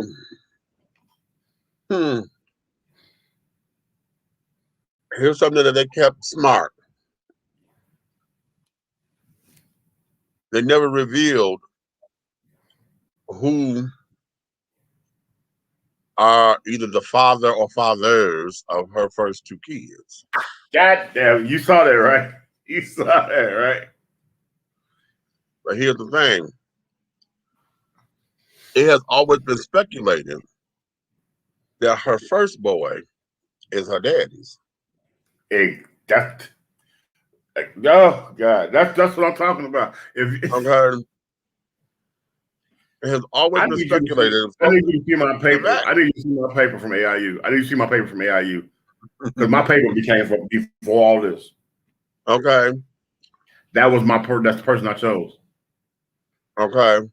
So there's a clip up on YouTube actually that somebody did this a while ago, well before these movies came. There's a clip on YouTube where somebody said that C.L. Franklin is really her daddy's the father of her baby. But nonetheless, like I said, the family said that they're upset and they feel as though they've been disrespected. And I believe a lot of that disrespect was because of how folks are going to see CL. One of the things about C.L. Franklin's character is that his reputation as being the $1 million voice, a throat or whatever. You know, that's all that I know growing up, that's all I heard. Oh, this is Aretha Franklin's daddy and this, that, and that, blah, blah, blah, blah, blah.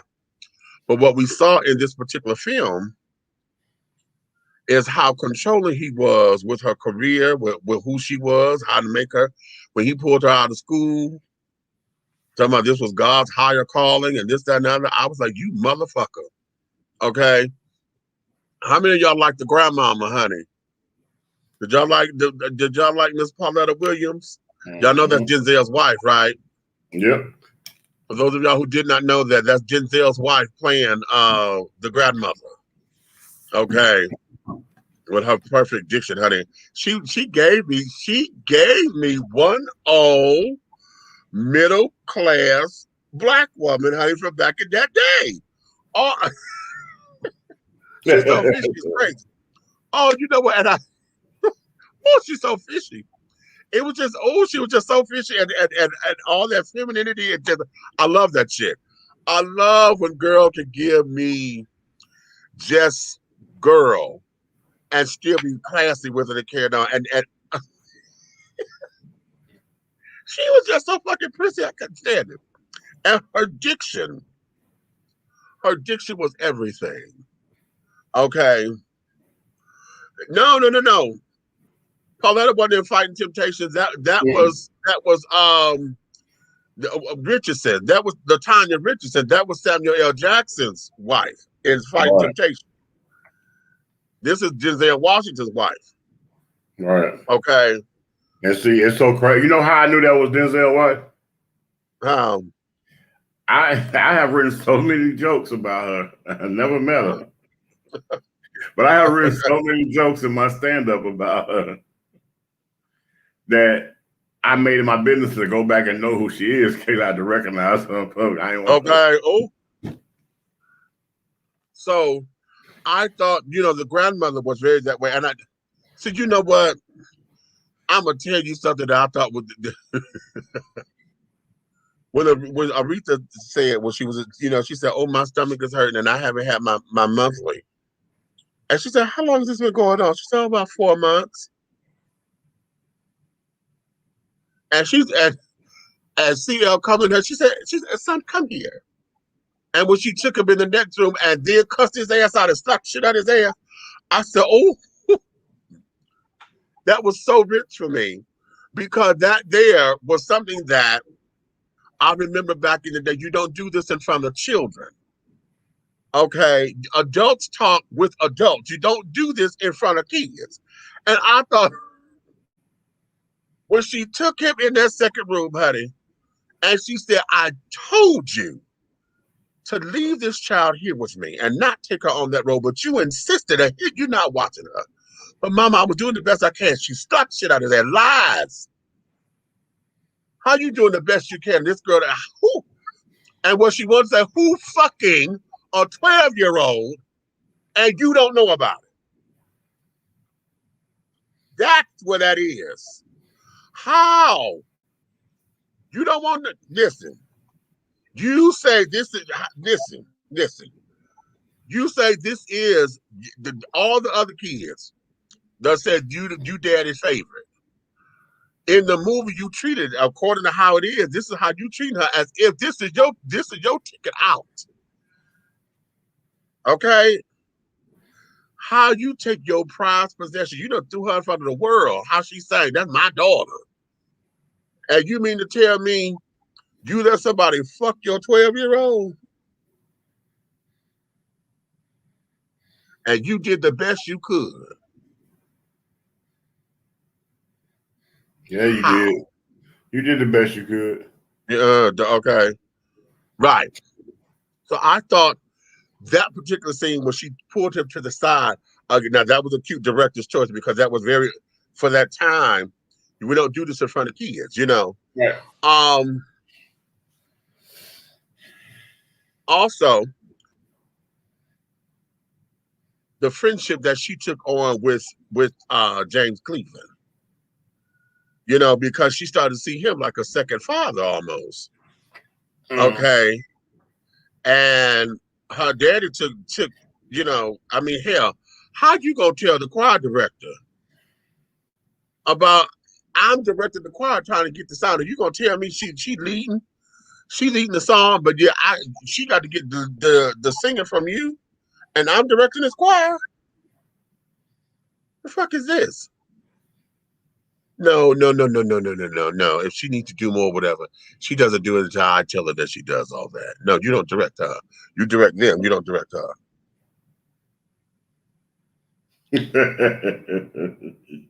Now, that could have been me, right? No. You know damn well. That's why I was laughing, right? Damn well. That could not have been me on nobody. So I don't care where we are. Bitch, this is my show. Okay? I'm director up in here. Okay? As a matter of fact, I'll tell you what. If it means that much to you, either you're going to let me do this or you can have the goddamn keys. And you take it over because I'm not going to do this. Okay? I'm the only bitch up in here that got controlling interest in different everything, honey. Not me. Okay? Me. When it comes down to telling y'all what the fuck it is I want on this thing. Now, during rehearsal is one thing. We get input. We can work because we're shaping. When I say run this motherfucker, now try me if you want to. Red been on my sets before. Red has been on my side. You know what? I did this. I directed a play. And did you know I had to pull back because I told them in the beginning, I said, listen, I cuss. I need y'all to know that I cuss. And I don't want y'all to take it personally. You know, now we don't get all off into that until later. And it was a Christian production. And they pulled me to the side. They came, the guy who wrote it or whatever, he had his assistant come in. She said, I understand. I appreciate you saying that right from the beginning. She said, but we're a Christian place, so we don't use that kind of language here. I said, I'll tell you this. I said, I can't make no promises, honey, because I said what I said. Okay. I said that from the jump, and I'm saying it up front. When I was doing the assistant director position on, we was doing the movie. Yeah. You made that same announcement. I do it all the time. He was like, don't get in the feelings. But me, get in your feelings. They was getting mad at me because you couldn't look to me because I was laughing. Right.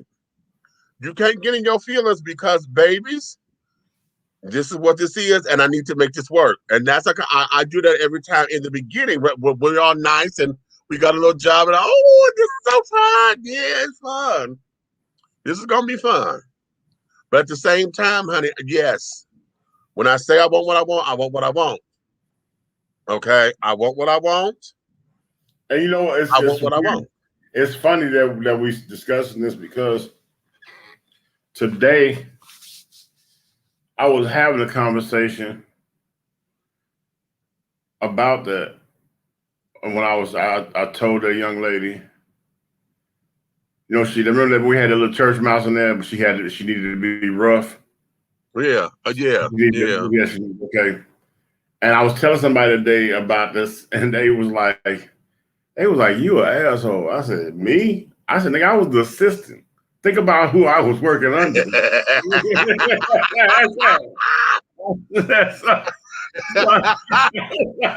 Right. And so I remember telling the girl when we kept stopping because of her.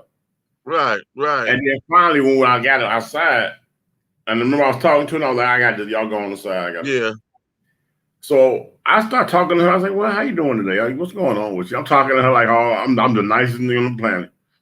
Like, yeah. I said, yeah, okay. I said, you got a sister at home? She's like, yeah, I do. I love my sister. That's what we were saying outside the door. Right. I said, that was great. I said, so what, you married? Engaged? She's like, oh, I got a husband. You know, we live together. I said, so everything's fine with y'all? Nothing you want to talk about? You know, so sometimes it's easier to talk to a stranger. I'm talking real cool like that. Right. I said, that's cool. I said, well, I know it's kind of hard to sometimes jump into anger and everything. I said, but I'm gonna need you to close your eyes and I want you to imagine something. And I want you to take that same strength from what you visualize and I want you to add it to your lines in this when we roll the camera.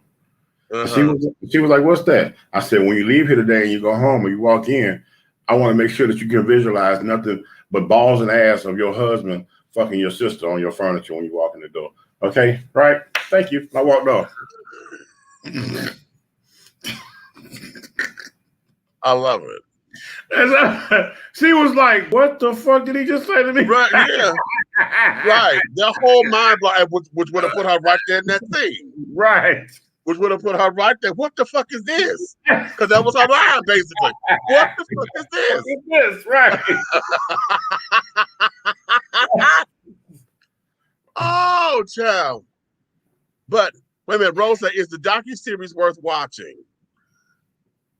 Is the docuseries worth watching? I'm going to say yes. And the reason why I say yes is because it gives us a look into, you know, there's some beautiful things about some of the music, you know, how some of the songs came to be. Okay? Because I never knew that I Loved Another Man, honey, was supposed to be an up-tempo song. Okay? And I said, even if you're a fan, I mean, it's not even that. I mean, even if you're a fan, it's a part of closure. You need to watch. It's a part of closure. Right. So, you know, I say yes. Go watch it. Go experience what this is to learn some things about ARETHA. You know, have some fun with it because you get to do your own fact checking. We have enough stuff out here now to where we can fact check, you know, what this is and carry it on. And like I said, I love the Skylark, musical, the musical number, because that particular number is up on YouTube. Okay, it's up on YouTube. I had to look at it. I said, I'm looking at her dress and stuff, and I said, I wonder if, and I went and I pulled it up, and it came right up. I said, bitch, they got this to the T. Love, yes, and I went to listen to Cynthia's vocals, because, like I said, I've listened to her in other interviews, and she was saying how she had to study Aretha's tonations and this, that, and the other, blah, blah, blah. And so when you listen to it, honey, yes, she is giving you an Aretha-esque performance, okay? Unlike what Diana did with Lady Sings the Blues, Diana gave us Diana doing those songs, okay? And she did them in the best way. They were phenomenal, actually. Okay, that girl hadn't sang like that until the Wiz. And in the Wiz, how they got her to push herself. I read this after all these years, I read this somewhere, that they had all of the songs in a half a key higher than what she sings in. I said, that's why this bitch singing. Okay. Please. Yes. Yeah. I said, that's why this bitch is singing. The kids are they said remember her face how, when she was singing it, when she was singing, yes. She said, yo, she pushing that shit out. She had to push it. And that's what it was. So that's what she did for that is how I see Cynthia doing for Aretha. And I think she did a wonderful job. Like I said, it's a directorial. A lot of stuff that I had with the film are technical stuff. Okay, with the docuseries, technical things. But I always said this. When we just spoke on. One of my things about her pushing that is because, and I don't know if it's because I'm a fan, but I'm a fan of both of them. You know what I'm saying? Because the way house music embraced Diana, it made me really love her more. Right. But to follow the footsteps of Stephanie Mills singing Home, yeah. You better bring it. You better bring it. And she had to make it her own. Yeah. She had to make it her own. One of the things about Ross is she said this in an interview in a Detroit newspaper. They had asked her right when the Force Behind the Power album came out. And they were asking her about that. She said she had always wished that she had a strong voice like Aretha or Patti. Okay, she said, but I know I don't have that kind of voice. So I had to use what, and I got into an argument online because somebody didn't believe that. I said, that's what she said, bitch, it's in an interview. He sat up there and was arguing me down, honey. I said, bitch, go Google the shit. Pull it up. I'm not, and I had got too far involved in it because I don't know who the fuck it is that, when you get into shit online with folks that you don't know and care about, but a conversation can, I said, bitch, I don't know who the fuck you are. My blood pressure going up over some bullshit. Go Google the shit your goddamn self. Because she said it in the thing. So she had to push that. So here, Cynthia, and then Cynthia being a Broadway singer on top of it. So here's where her training is. And I think this here gives us the training. Oh, and let me say this. For those of y'all who are into the Pace sisters, Durana's Pace is in here. And this is her final performance. Okay. Well, I think this is her first screen performance. But Duranis is in here. And y'all know Duranis is Duranis, honey. Okay. And she sings her fucking face in. Okay. So it's good to see. And I think yeah, because see, she had Duranis just passed this year? And you could tell she was, not in the best of health, but because she stayed seated and this, that, and the other, and all of that. So, honey, no, it was something. But nonetheless, I would say yes. Take a look at it, but do not go up in here trying to compare her to Jennifer Hudson because we know Jennifer finna go to do the movie. Please don't do that. I had to tell it to my daughter. I'm like, girl, get Jennifer out your head right now. Because right now we're dealing with Cynthia. And for Jennifer and Cynthia to both have been, they did The Color Purple together. Okay. Cynthia was Celie, and Jennifer played Miss Suge. Okay, when they were on Broadway together. So let them have that and let them be what they are. Okay, the docuseries is just that. It's a docuseries. It takes you through some of the creative processes. It takes you through. One of the things technically that was getting on my nerves was how they kept going to these goddamn flashback scenes. Them damn flashbacks is getting on my motherfucking nerves. I think that took up, if you put those flashbacks together, shit, that's probably an hour that they could have cut from the fucking movie. Okay. But I guess they felt that they were important. If you're going to tell a story, you should have did all that in the earlier days, and then do a flashback to a remembrance versus a whole. Anyway, flashbacks to me in a docuseries should be of a repetitive, or like a repetitive traumatic something, situation. Right, exactly. Like in Ray, they kept going back to the blindness, how he got blind. Right. They didn't go to a bunch. They didn't go to a bunch of different things, and you know what I'm saying, of the past, and going back. They just kept going back to how he got blind. The situation. Right. You know, so they kept in that little circle in that realm, and that makes sense to me. The way they did it there, I mean, I'm like you. You might as well just wrote it in and did and acted it out. Right, shit. So, all this goddamn shit. Oh. And I'm gonna say this. The girl playing young Aretha, I thought she was just the cutest little sweetie pie. Mm-hmm. She was lovely. But I am going to say this. I'm not sure if she was the vocalist or if she was lip syncing. But if they were going to lip sync, they should have found somebody else with a stronger voice. Because what they gave us was not the little girl. Did y'all hear, for those of y'all who was at the beginning of the show, and hopefully I don't have to cut it out, okay?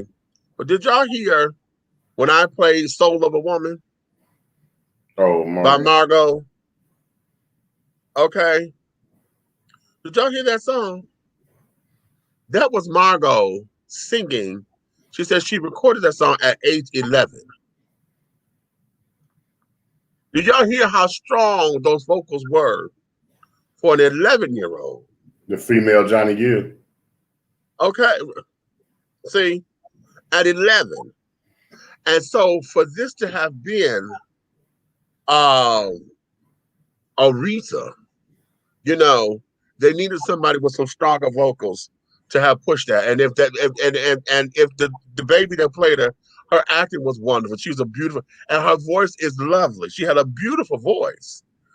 But for me to be a young Aretha, to have the church hollering the way that they was hollering, it wasn't a strong enough performance for me. They could have brought in another young little girl who gave that. Okay. But Princess, you're right. Okay, the woman who played her mama was good too. That sister playing Barbara. That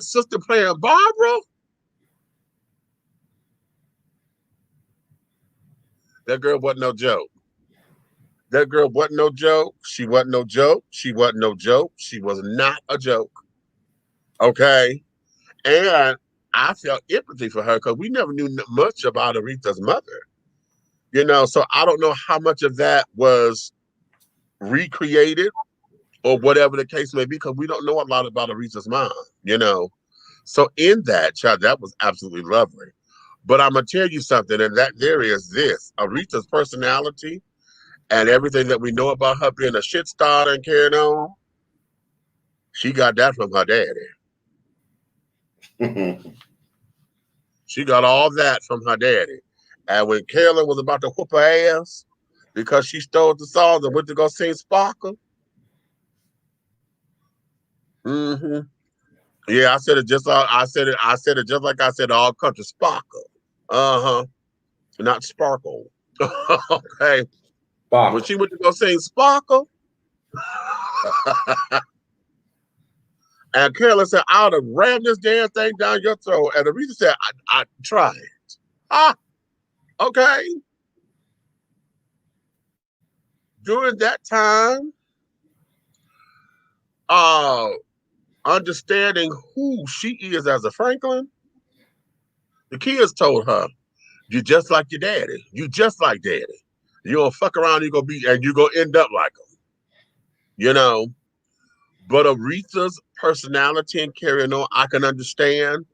You know, the bitchiness, the cattiness, and carrying on, because they said that she was a motherfucker in that studio. Okay. I was hoping they had did something with Luther Vandross. Okay. I introduced Luther into that because he was instrumental with her going over to ARETHA. When she went to ARETHA, her first 2 albums over there were produced by Luther. I'm gonna drop this white. I'm gonna play Little Luther. We're gonna do the movie. Okay. Come on. Okay. That was something. So they it's, listen, as much as they gave us in those 8 albums, why didn't they put Luther in here? You know what I'm saying? As much as they gave us in those 8 albums, as much as we know in the industry, you know what I'm saying, people don't know the people like us that's behind the scenes know more about the music and the people that were instrumental in uprising other people's careers. Right. We know that more than any doggone Where Are They Now or whatever type of doggone documentary comes on. But there's a lot of things, all these hip hop things they doing, and hippographies and all that. Yeah. It's so many of legends that are written out of those things that have something to do with that's true. Because out of all the people you've seen them do those hippographies on, nobody has given any credit to Heavy D, and he had a lot to do with so many people's career. So many. Do you know what I say the same thing about Stephanie Mills? Yeah, Stephanie is like Stephanie. Do you understand? Do you understand? This is the fact that my grandmother, God rest her soul, Elaine Johnson, she's one of the gospel troubadours, right? Mm. That background, that backbone of music was always inspirational in my life. But I am one of the children that had the mom that paid that money to sit you front row. You hear me? Front row to see Stephanie in the Wiz. Okay. I was one of those kids. I was a blessed child. Okay. Okay. And for me to sit there and see that, and I knew right then, oh yeah, I want to do that. Right. I want to do that. That's it right there. I don't care about none of y'all talking about. That's what I want to do. Okay. Stephanie, I could see, she cried. I could see her tears. Yeah. Yeah. My mama still used to, when she was little, she used to tease me. She was like, this boy in there crying, talking about Dorothy. He want to help Dorothy get home. Right. but it's just some people got it, man, and it's like they're what they put out is not just them. It's a spiritual realm. It's a God-given gift that they sharing with the world, and we got to stop critiquing and picking and pulling it apart as if it's something that's not. It's a gift, right? It's a gift that they have that they're sharing with us, and you ought to feel gifted and appreciate the fact that you was able to witness it. Okay, how about that? So yeah. There's some other things, some other jewels and stuff that come out of that. You know, I never saw Aretha as arrogant, but there were moments in there to where it sounded as if they were trying to push it that way. You know, or try to shape it. And that was a little. And now here's where it is. They were trying to shape her arrogance to certain degrees, but then they were trying to make her modest in others. I was like, okay, she ain't that damn modest. Okay. And carrying on. But you could tell she was her daddy's child. I believe when Aretha, based on what I was seeing, I believe when Aretha had those protruding bad vibes that you know what I'm saying, they try to make this ill vibe run. I think that was her character or her personality, God rest her soul, at the time was a cry for help. Yeah, I believe so. So I believe so. I've gotten so analytical since I been writing scripts and treatments and writing these songs and stuff, man. And I'm just a masculine bitch.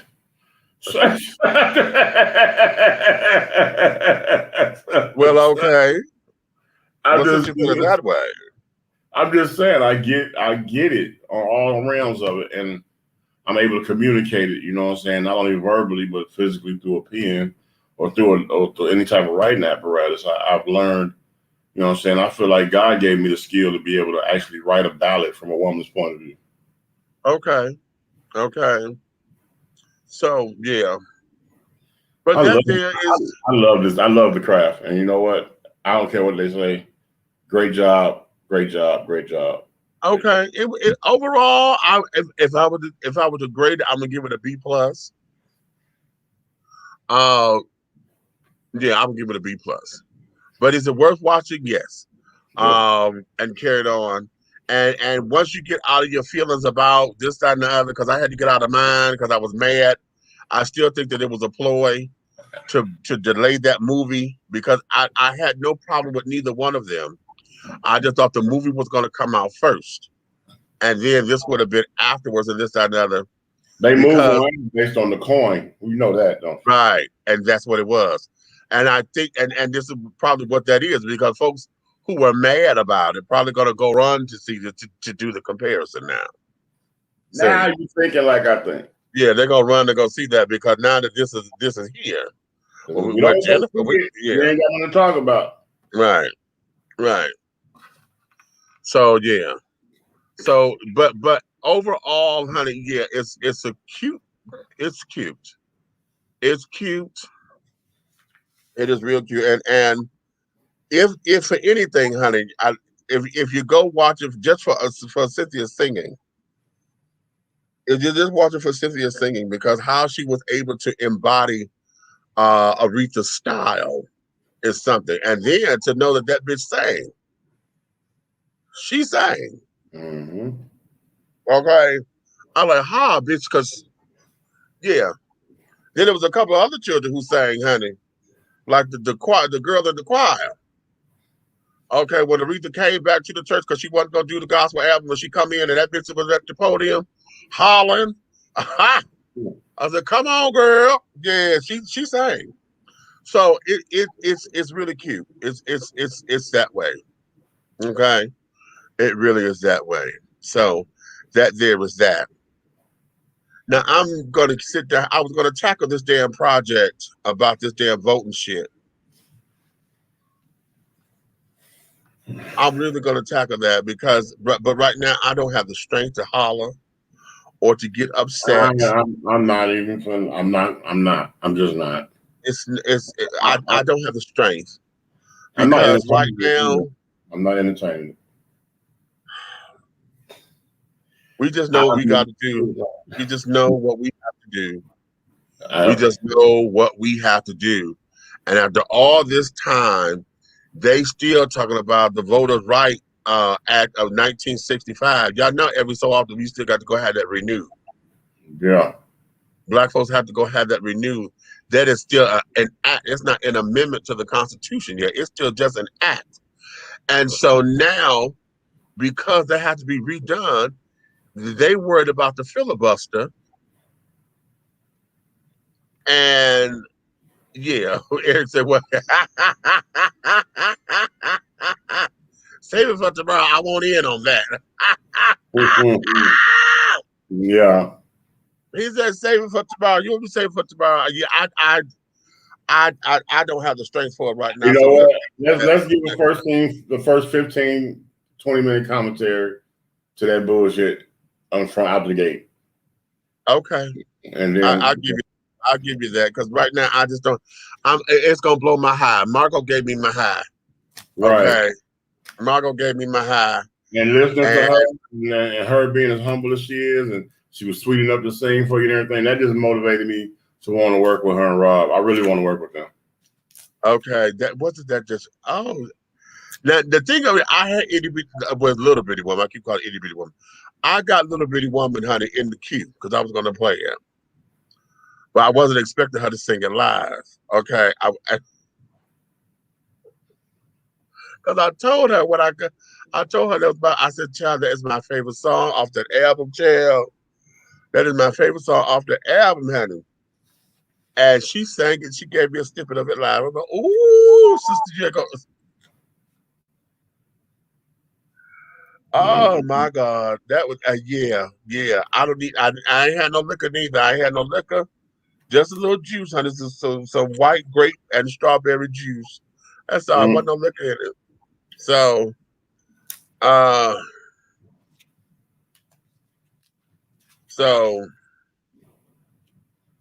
no, that governor, the one that stole the election, but that's a whole nother story. Yeah. He's just a Republican, that's all.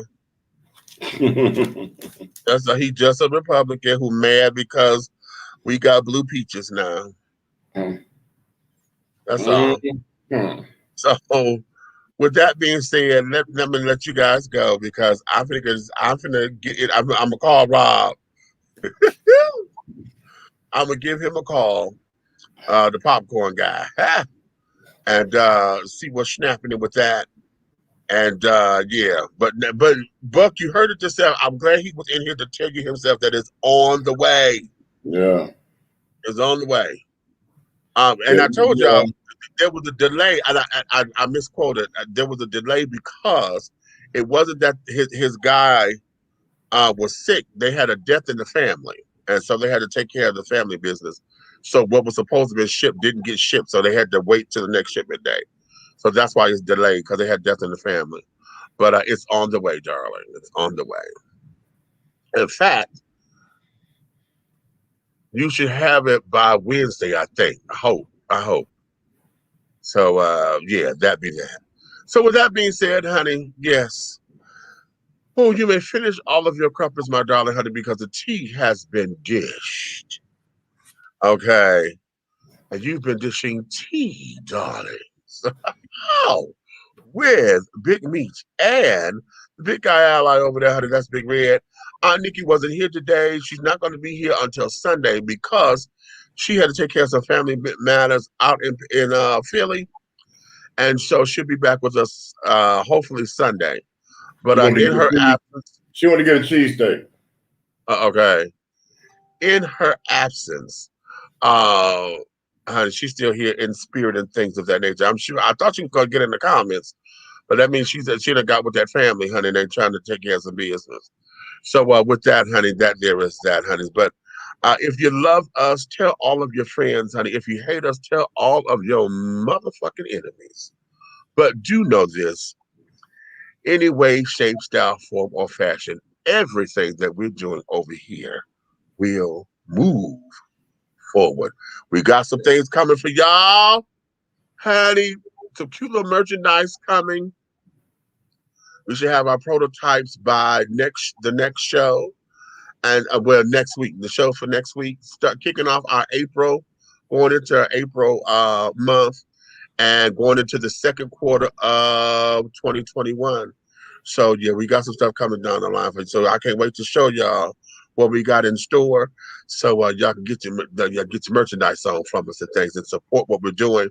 Because we got a fundraiser. I'm gonna start a fundraiser because we got to get this movie up and running. We got to put 100,000 in the kitty, y'all, because we got 2 projects that we're doing: the play and a movie. And yeah, okay. So where this money coming from, God knows, but we got to get it done so we get this shit done here. Okay. So having said all that, my darlings, good night, good luck. Okay. Wait a minute. What? How my face ever say? Wait a minute. Thank you, God bless you, and good night. That's the song. Oh, I love the fuck out that damn song, honey.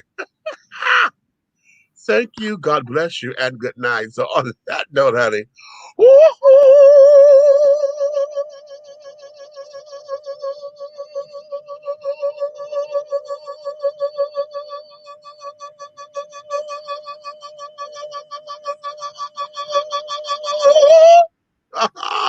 I felt that. And sing.